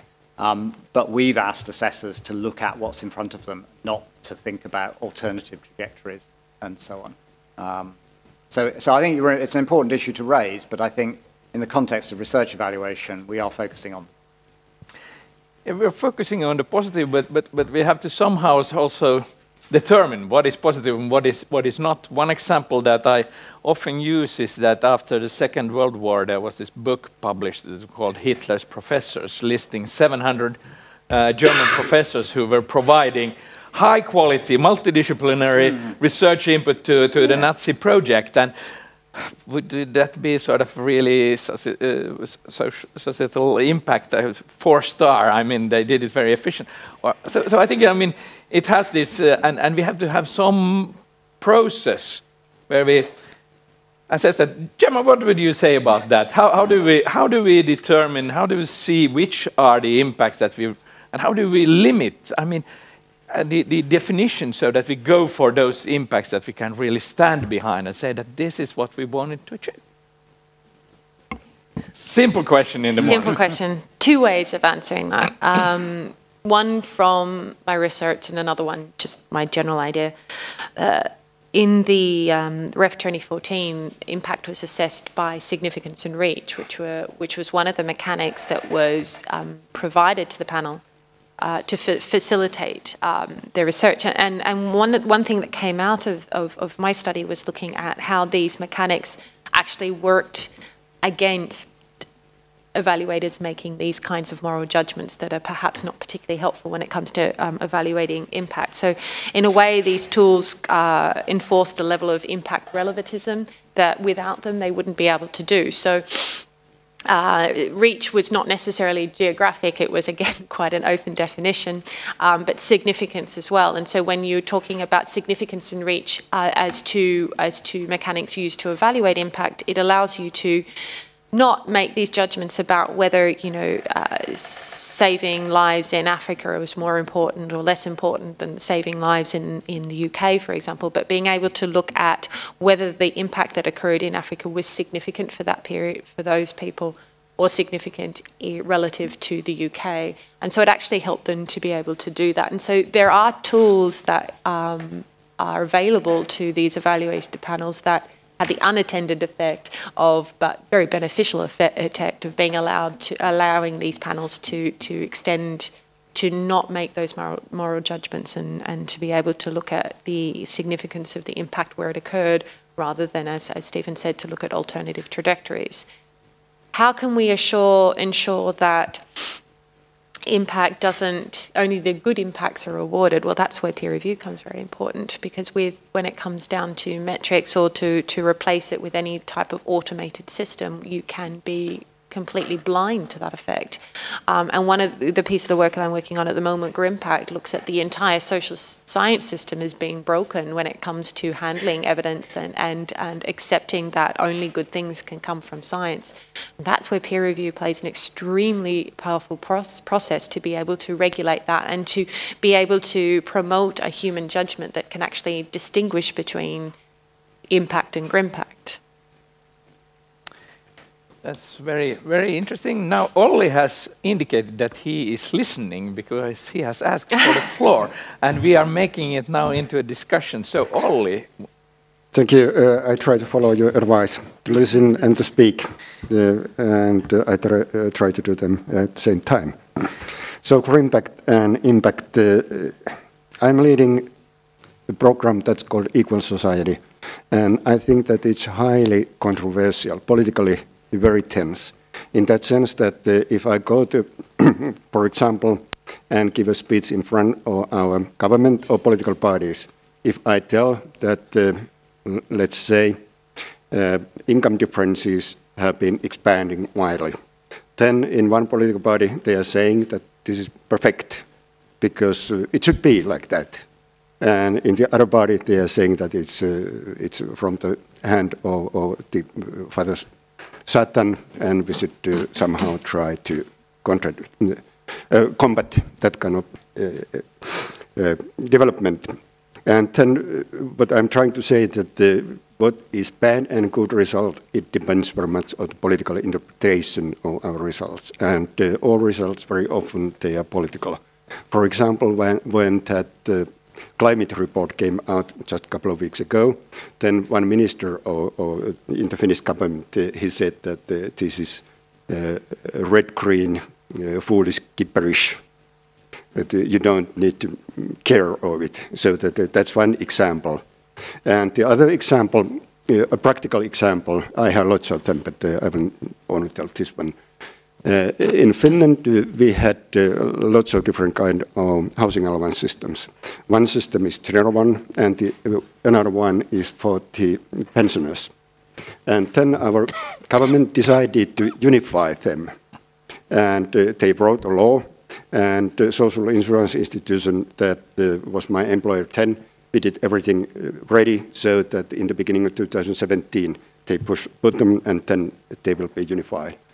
But then they asked us to make microsimulations and evaluations. And what are the results?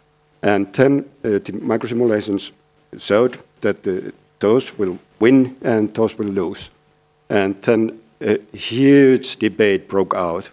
And then the government took everything back. And then the question is that good or bad? For the government, it was bad result because they wanted to unify them, but they didn't dare do that because, as they say, that the start or political wisdom is the fair or pensioner, and then they were very much afraid of pensioners' reactions, and they abolished their decision. But it was good result for the opposition who were constantly against this. So that. But isn't this an interesting example where, I mean, the research has an impact, the government is using it even if it's bad for them? Isn't that it's research-informed sort of decision-making, and everybody, Janne Hukkinen there is writing to the newspaper that the politician doesn't take any research into account, and here you come and tell them, even if it's bad for them, they take it into account. Isn't this, can this really be true?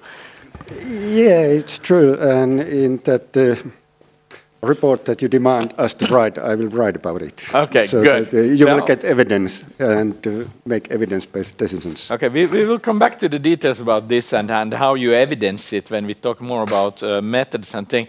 Riitta, you have and then I will have a question for you, but Riitta first. Okay, thank you. Continuing this discussion, which I find very interesting. What is the responsibility of researcher of the impact?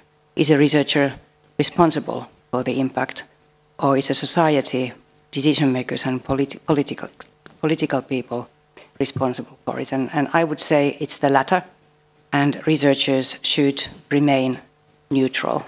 They should be able to bring information and insight that can be applicable, used in the society, irrespective of the political stance. So it should be neutral. It's not their responsibility to make the final outcome and then see what comes out in the society.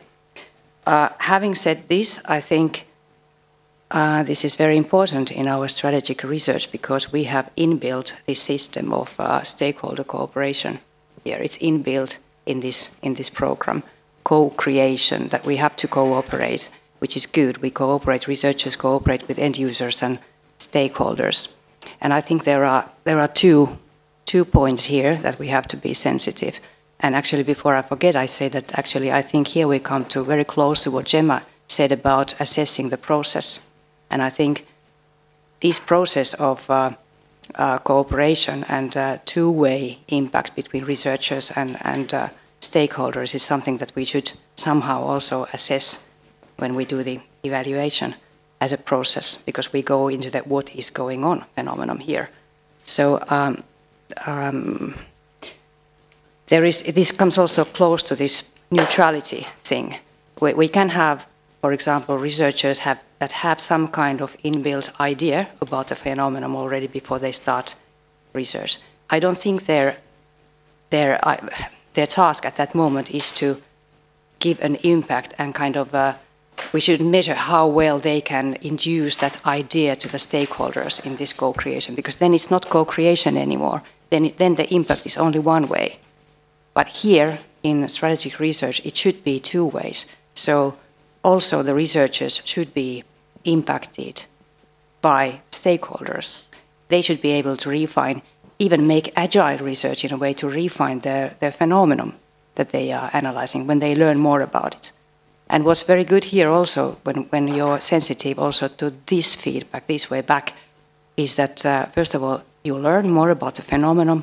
You can check how well you understand the structure and mechanisms of your research phenomenon. Also, if it's against your ideal, you understand more about the phenomena, maybe the obstacles or why certain kind of policy recommendations don't work. You'll learn more about it. Then the impact becomes more effective, I think. So it's very important in assessing also to check this too, this how researchers are affected and impacted by the stakeholders. And I don't think we have talked about this very much in strategic research.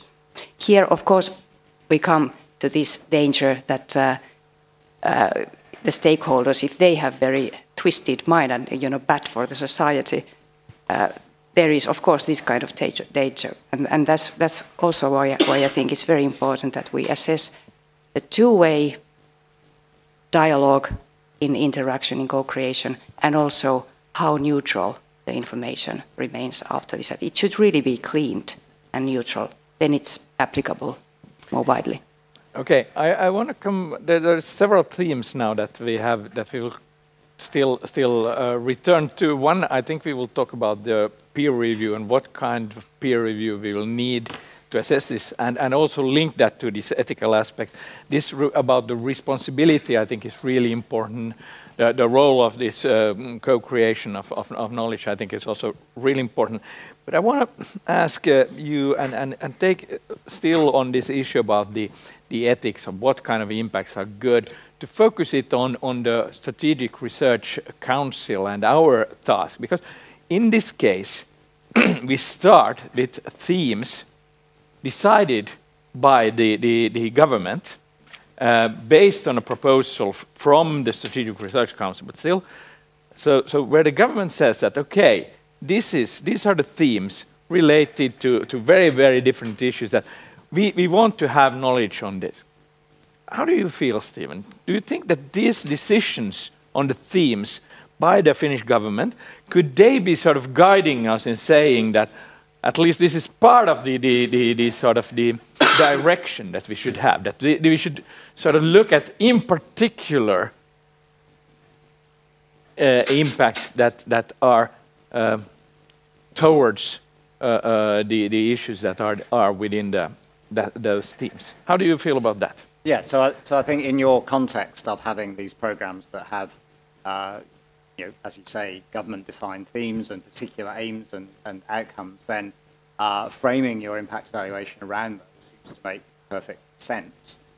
The only caution I would add is that, that there may be impacts, positive impacts, that would be generally regarded as positive impacts from the research that's being done in a program that don't align with the initial objectives. And I think it's quite important to capture those because they're a key component of why we fund research. We don't just fund research to achieve the things we think it's going to achieve. We fund research for the unexpected and the discoveries that change things. I think the comments around that Olli made about the politically charged issues are really important. But I think to go to Rita's comments about what is the role of a researcher in those politically charged environments, I do think researchers have some agency in this. And whereas neutrality around the findings is important, I think there is agency about the way in which those findings are potentially used. So to give you an example from the UK context, school education is highly politically charged, highly ideological. Maybe it's also true here, but it's virtually impossible for researchers in education to come up with, to influence government policy if they find really important, insightful findings about how school education should be organised. Very difficult for them to change strongly held ideological positions. But what they can do is work directly with teachers and senior leaders in educational establishments and promote their research findings in that context to at least allow those practitioners to potentially take them into account at the level of the classroom or school, rather than seeing the only objective as to influence government policy and change that very hard. So within that, that's not about doing anything non-neutral about the findings, but it's about having agency to target your research at the group where you feel it can make the most difference. Okay, let me, before I give you the floor, I have a test one thing. I mean, Jussi is sitting here, and he has to, when we leave this room, he has to sort of write down and have some clear indications for the Strategic Research Council, and how are you going to do this thing? So, and I want to come up with some sort of clear indication. And based on what you said, I want to sort of throw at you and see if you can agree. Could one sort of recommendation to Jussi be that when you do this impact assessment of these projects and programs, on one hand, you should focus on the themes as they have been decided, but at the same time, you should be sure that you collect the evidence in such a way that you can recognize different sort of unintended impacts and not be too limited to this. Do you all just nod? Do you all agree with this one? Okay, good. You see, you write it down. Okay, good. Then we have first. So we try to be, on one hand, very sort of conceptual and deal with moral issues, but we also try to come up with very clear instructions for Jussi how to do his job. Okay, Gemma, if we go back now to responsibilities, I think we had this now about where, and I think this is an interesting question. Rita was saying about what is the role. On one hand, we want to enhance impact when we do the research, and we should then come back when we evaluate it and see whether this enhancement has worked in some way. So we make it more likely that we have some impacts. But on the other hand, and in that process, we cooperate, we listen, we change our research, we do this, we co-create the knowledge with different stakeholder potential users. But on the other hand, what is the responsibility of the researcher? When do we have... So, just make it very sort of specific. When we had this IPCC report on climate, some people say that, well, IPCC is the solution. They just hand over the evidence and then now it's the politicians' thing. Yeah. And others say that actually they are the problem because they are framing it in such a way that nobody can handle this issue. So what is the responsibility of the researchers, these people here? This is such a dangerous question because, yes, researchers, as Stephen said, you guys have agency. You can choose your research, you produce the evidence, and then you co-produce it with stakeholders who might not necessarily be trustworthy all the time, whoever they may be, whatever organisation they may be. So, yeah, researchers have agency. And the funny thing about impact assessment is that we reward researchers when everything goes right. But when you involve a lot of stakeholders with competing ideas about how to use evidence and the responsibility of used evidence and more or less in different degrees have invested in this whole idea of evidence-informed policy making, is that you can't always guarantee that they're going to use it in the way that you intended. And so does that necessarily mean if you have agency and you're going to be rewarded when things go right, are they going to be blamed when things go wrong? Because the thing that we've seen with the Grimpact study is that, you know, you can provide the evidence and it's there, but and you have agency and you can do everything in your power to ensure that you talk to the right people, that you have faith in those relationships. But we have this thing called contagion effect. So once one stakeholder has it, and it starts getting publicised, another stakeholder gets it, and then, you know, that's one degree of separation from you, but you can't always guarantee that they're going to use it in the right way. And then there's some, you know, there's some evidence from medical science where, you know, a specific drug, or well, sarin is an example, for example, it was seen as a treatment for different diseases, and then what happens is it gets being used as a chemical weapon. Are we going to then, you know, hold the researchers who created sarin accountable for this Grimpact? I don't know the answer. It's a dangerous question. But the good thing about it is, and the good thing about having a definition like the one that they had in the ref, is it emphasises a benefit. So perhaps we can be open to all different types of impacts, but the narrative approach means that we choose which ones we want to promote. Rita? I would like to here bring to the fore the one of the assets that I think that we have in this strategic research program, and it relates to this not so potentially, or how to avoid bad outputs. We have a lot of experiments. They are not impact. They are maybe quasi-impact because they are only experiments. But they can also be seen as a test floor. So maybe when we are assessing impact, we should also pay attention, particularly to these test floor kind of models. That it's hard to measure, but they are easy, they are neutral, you can test, and they are not yet the outcome. They are not yet the outcome in good nor bad. They are method of learning. I think this is an interesting thing, and it brings me to one of the next themes that I would like to discuss is time scale for the impact. But in a way, you can say that maybe if we have the possibilities for experiments, they could be sort of that we could sort of get early indicators or indications of impacts. But then is the question also, should we and how much emphasis should we have on the issue on beyond experiments and how they are institutionalized or duplicated or issues like that. So that is I think I would like to hear how you reflect on experiments, but also I would like to open up this thing about, because before we go to then methods that we have to use, is about this time framework. You had in the ref, you had this where you looked at was it 5 years that you had sort of the impact, and then you had 20 years of research.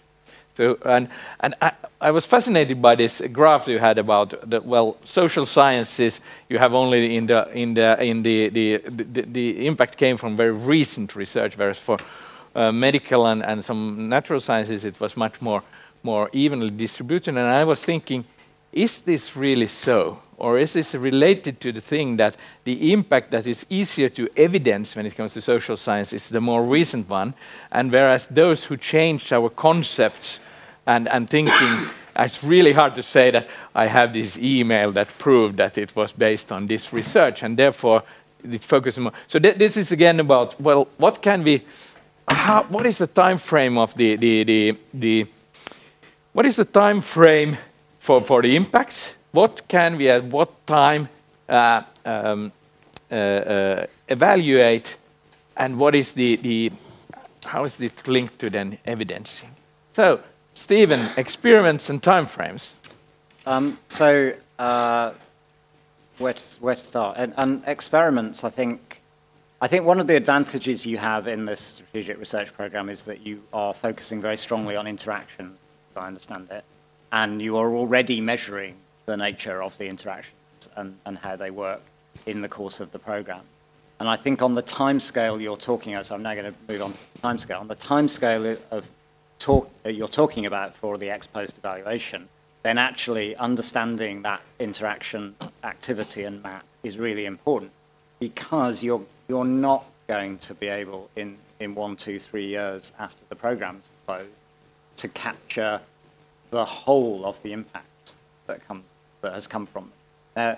Our evidence from the ref is that you will, on that timescale, be able to capture some of the impact, potentially for some of the activities, because there is impact that is realized in parallel to the research process. So the other point about the humanities and social sciences result, I think is interesting, is that scholars in those disciplines will very clearly articulate the ways in which impacts can come from what they do, particularly when they co-create research, in advance of the formal academic research outputs. So they're actually, the impacts are happening while the co-creation process is going on, and they might only get written up as a research article 5 years later. So I think you will capture some impacts on that small timescale, but the political question is, how do you get the message across to your funders, to your politicians, that this isn't the full picture, and that if this program inequality has achieved this change in discourse or debate in the parliament and maybe this small policy change, that's not the entirety of what it will achieve, almost certainly, in a decade. That's the big challenge. Gemma, you look really sort of eager. You look like you want to have the floor now, or otherwise I'm in trouble. Yeah. So please.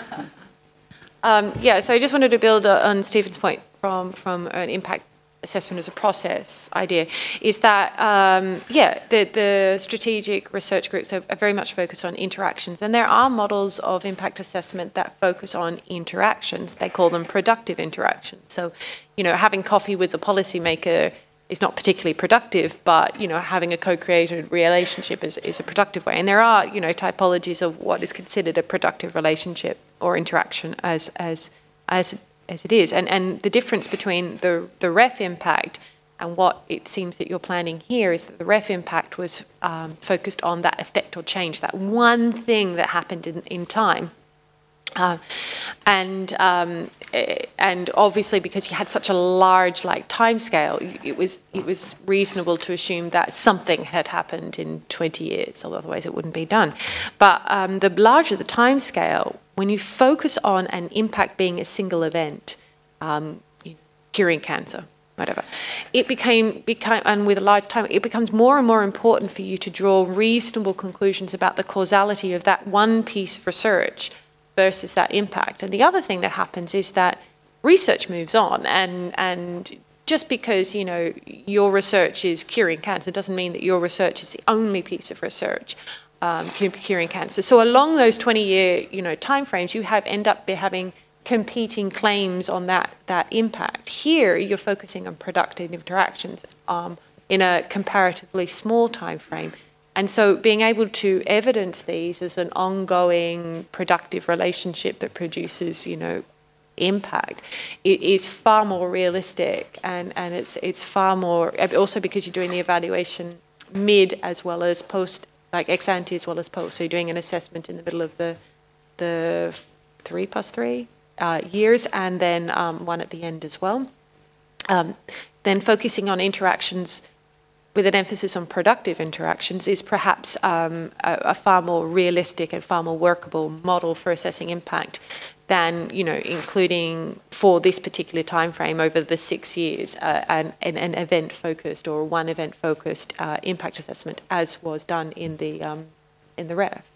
Just needed to make that distinction. So you see, your task is not that hard anyway, so it's easier than for many. So good. Okay. Olli, you had some comments. Yeah, small continuation what Stephen said. It depends very much which kind of people we are thinking and groups of people we are thinking that we are trying to impact upon. For example, if you think politicians or bureaucrats, in some cases we can have rather rapid results and immediate result. For example, that what I told about that reforming the housing allowance system. But then I think that we have some other long-term tasks, just to say, so that we try to creep in the heads of the politicians, and we are trying to change the let's say political discourse or public discourse. For example, in that the Equal Societies program, if you take example from gender equality or sexual equality or different kind of sexualities, so that to have impact how people are thinking and how we can create more, let's say, a liberal society. Of course, this is a political statement, but I think in that way, sorry for that. And then also the same goes for mass media. We are contacting constantly with mass media and trying to have impact through mass media on politicians. And that time frame, then, for example, in very many of our programs, we do have statements that we should facilitate experiments. But once again, the problem is that the results from experiment, they are politically framed, and politicians will take whatever they want to do. For example, I'm leading the basic income experiment in this country, and whatever will come out, they will be politically contested. So that if the experiment shows that basic income is solution to all problems in the world, then the opponents of basic income will say that, yes, of course, because it was so badly planned, so that the result will be those. And in the case that it shows that basic income is destroying everything in our society, in that case, the proponents of basic income are saying that, of course, it was so badly planned. So that at least this kind of experiments that have very strong political connotations and social connotations, they are a little bit problematic. And also, when it comes to time frame, in very many experiments, especially if they are big experiments, the time frame is long. And politicians are anxious to get results. For example, in that basic income experiment, it had run 3 months, and then the Secretary of Prime Minister called me and said that, please, can you come and tell the results? And I said that, sorry guys, the results will be there in 2-3 years. Okay, we will move to the, which I think is really important for us, because Jussi needs some advice on this, and this is how to really do it, the methods and the things like that. But before that, I mean, Gemma, you took up this about productive interactions, and these interactions are key. We see it as one thing of enhancing the probability that the researchers produce is sort of used, and doing also better research, as was mentioned here. But I mean, this is not just about interaction. We are not funding all these researchers just to do interaction. We want this research and high-quality research is produced in new papers, in high quality, to be part of this interaction, not any interaction. So how do you see, how can we focus these evaluations so that it takes both the productivity of the interaction and evaluates that, but also looks at, well, what has been the role of the research in these interactions? And has it really been is it promoting and enhancing the use of research, or is it just distracting the researchers and their time? How would you do that? Stephen? I think it's hard. So let's backtrack slightly. Why don't we include measures of interaction in the REF? And the answer is that what the REF is measuring is the outcomes. And actually, we don't want to incentivize lots of interaction that doesn't achieve anything. So I think you have to be very careful when you measure those interactions. I think my point was that on the timescale you're working on, that will be one of the things that is available to you, to see how these projects have changed the way in which researchers and other stakeholders are working together on these particular challenges. And I think that's almost an intermediate outcome.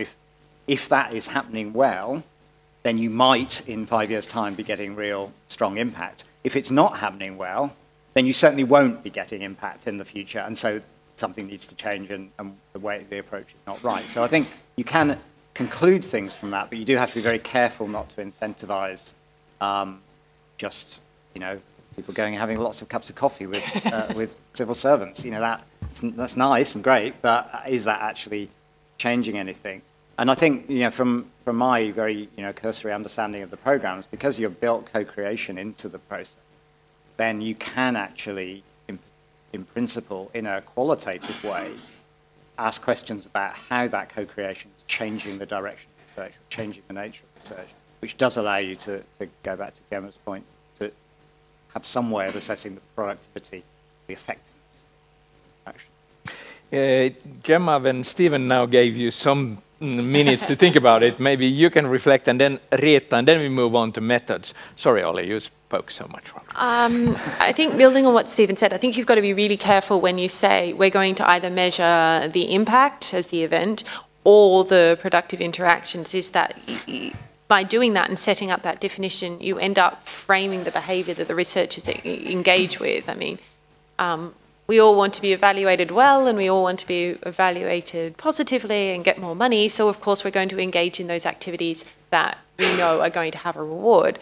The good thing about having an open definition, and that includes productive interactions, effects, it includes everything under the sun that can be impact, is that you don't necessarily give any incentives for people to engage in some sort of purposeful game-playing behaviour, and that impact can be driven naturally. The downside is that without those kind of mechanics, then nobody has any idea what they're talking about and how to assess it. So there needs to be that balance between the two things, because evaluation is an extremely effective behaviour-changing tool in the academy. Not the Academy of Finland, but the academic world in time. So there needs to be that balance. And talking to Stephen in the last couple of days, he deals with that balance on a daily basis. So I thought that perhaps he was probably better to answer the question than I can. I can talk about the theoretical stuff, but he's actually had the experience. Okay, Rietta, you have a short comment because you asked for it, and then we will go to clear advice to Jussi how to do this next year. Okay. Okay. I think there's traditionally a big distance between research and the empirical world.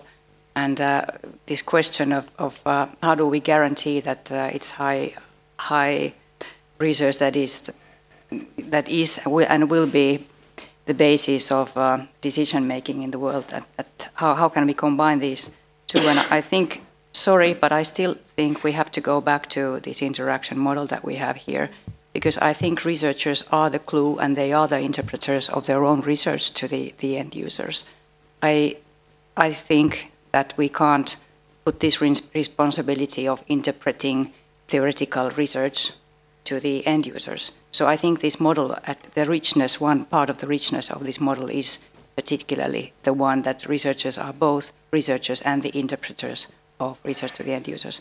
And this, when we think of assessing, then I think we should somehow assess how well we've been able to institutionalize the co-creation in this program, and what kind have we been able to develop the culture of cooperation and discussion, a culture of using research in decision making. And actually that just came to my mind when I listened to your example of this PM, Australian PM. I think this kind of, this brought to my mind that it's because research is an enclave. It's easy, it's somewhere there, it's easy to touch. But if it would be part of the society, part of the decision making through this co-creation method, it wouldn't be so vulnerable to ad hoc hits, political hits. Good. Let's move on. How should Jussi do this next year? Okay. That's the problem. Okay, Gemma, when I listen to you, and I want to save some time here, so let's see if we could agree on this advice to Jussi. That when I listen to you, I felt that you very strongly would say that one essential part, or the essential part, is that we have to have a peer review of panels for these projects that do the evaluation. Is this a correct way of framing it? Could we give this as one bullet point for Jussi? In the preliminary stages of impact assessment, before it becomes a known socialized idea about what is excellent research, yes. Yes, okay.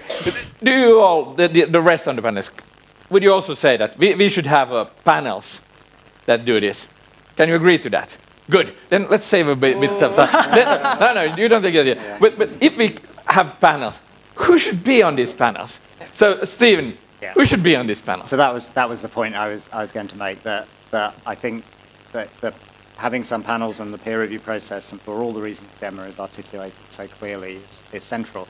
But you do need to have a diverse group on the panels, and you need to include the stakeholders who were involved in the co-creation and are the end users of the research in evaluating the difference that's being made. So I think you need different sorts of panels from a conventional academic. And Olli, you wanted to say something on that? Yeah, the answer is pretty simple.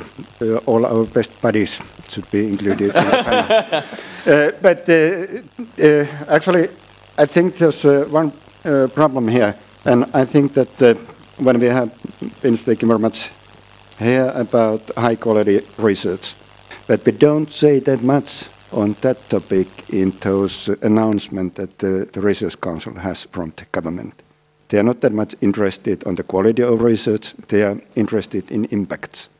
And I was very much pleased when you said that in the UK you use 65% of the evaluation and you are giving that percentage to a high quality of research. And I think that that should be perhaps more strongly in the agenda when we are evaluating what we have done, so that the high level of research and also educating future researchers doing research, societal relevant research.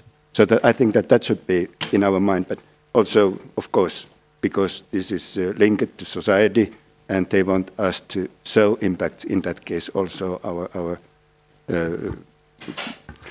groups that are behind us and all those, let's say, representatives from civil society from different sectors. Okay. Gemma, about these panels. I read your piece in Nature yesterday, and I think it was very interesting. And if I sort of summarize it very shortly, based on your research in these panels that were a mix of these potential users and the academics dominated the panels. Okay, to put it and actually, when we started the Strategic Research Council, and since we were thinking about how should we do this evaluation of the proposals, and we were afraid and we had experiences from other panels that exactly the same thing you observed would happen, and therefore what we have had is two parallel panels, two different panels, one assessing quality with only researchers, and one assessing relevance with both researchers but also other stakeholders, but so that if everything would be in one panel, it would be probably the researchers would dominate completely, and we wouldn't get the information from that. Should we have one or two panels? Oh.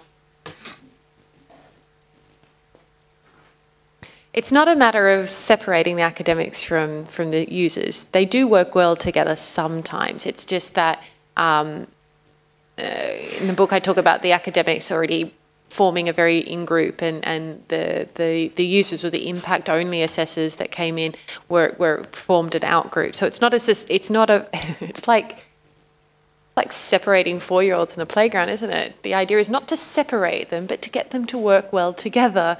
And this is the focus of my recommendations. It's not about separating them, and a way of getting them to work better or smarter, as I talk about in the book, is not to separate users from academics. I like the idea of impacts, the impact assessment and the traditional impact assessment being separate, but that doesn't necessarily think that impact assessment should and could be done solely by the stakeholders. Or, for that matter, the traditional impact assessment being solely done by academics. I don't think academics are the only and are necessarily the best judge of their own excellence. So I think that you should not separate them, but concentrate, get them to work better. I like the two panels, but I think they need they need representation in both panels, and get them to play nicely. Okay, good. Then another question is about what would be the base for this panel to make these decisions, to make this evaluation. And you use the case studies, and that has very much been also the sort of model when we have created these ongoing sort of impact case studies that we have for the projects. But in addition to case studies, qualitative and limited number of case studies per project that they can produce, do you see any other material that could be beneficial for the process without compromising the process, without taking over it, or do you think that case studies is enough? Stephen? Yeah, I think so. So, you know, I've perhaps slightly oversimplified what we do in the REF, and I'm now going to make it more complicated to answer your question. So actually, the assessment of impact in the REF wasn't based solely on case studies.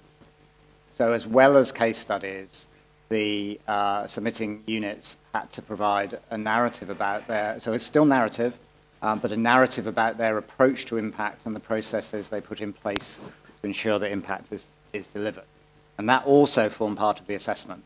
So that is, so in the context of your programs, it would be about, I guess, a consortia, not only saying, here are 2 or 3 examples of difference we've made through our work, but also describing what the approach to delivering impact was, what worked well, what worked less well, and how learning, you know, during the course of the program, how there was learning from that experience. So I would think that that would be a valuable thing to do in addition to having case studies. Could I, before I give it to Rita, just say that in the case of these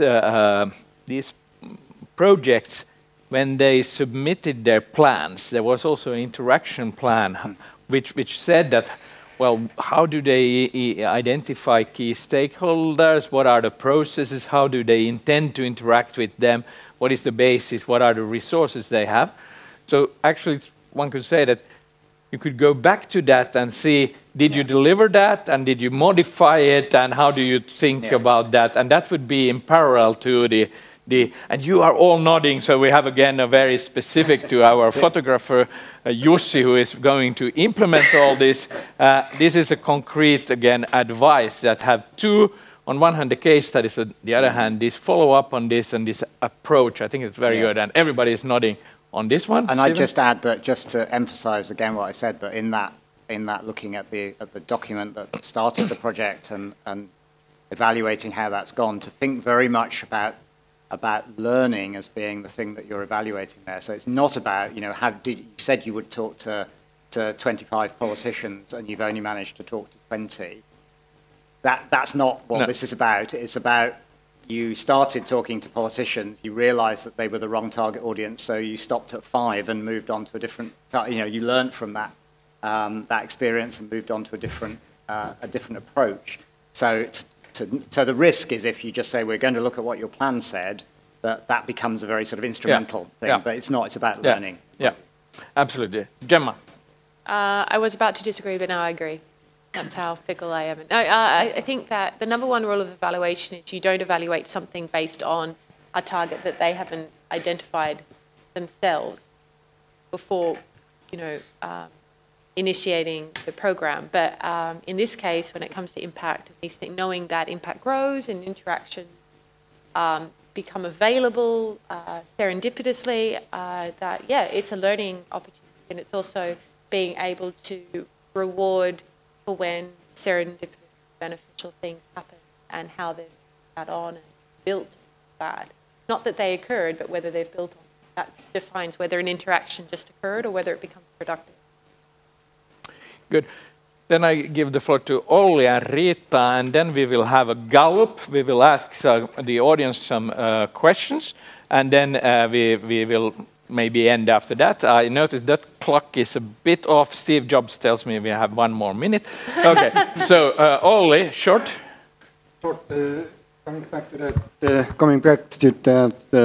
that evaluation pool.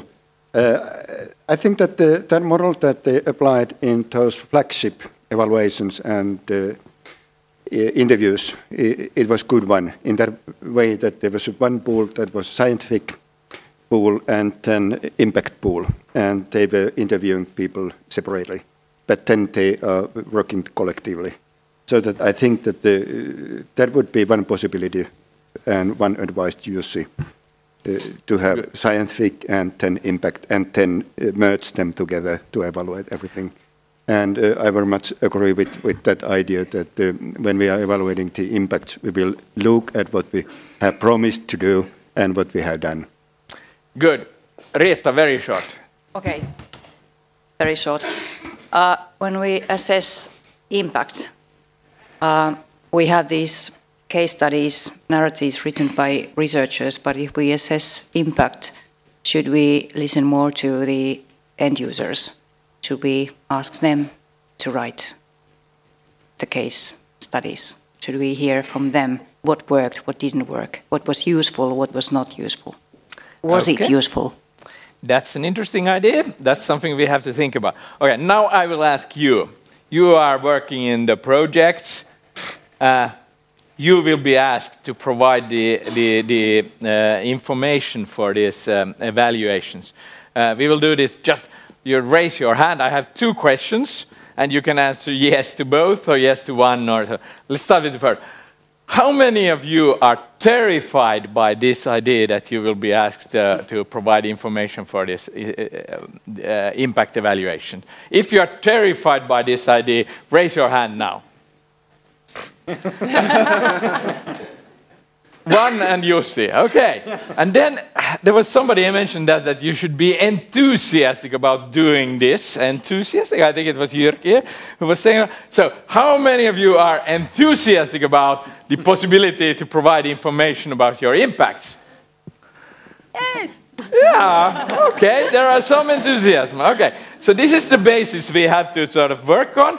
Thank you a lot for your insights. I think we will come back to you. You don't think when we bring you to Finland that we let you off the hook that easily. We will have follow-up questions and things like that. But thank you a lot. This, I think, helped us bring this forward.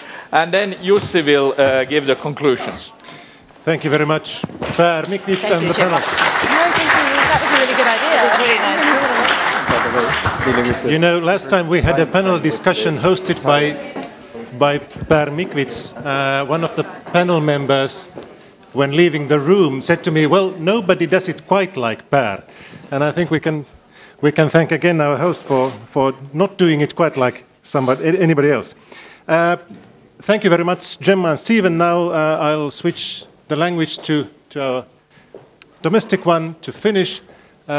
Tämä oli siis aamupäivän osuus. Nyt meillä on seuraavaksi tiedossa lounastauko, jonka jälkeen pyytäisin kaikkia palaamaan tähän huoneeseen niiden työpajojen ohjeistusta varten.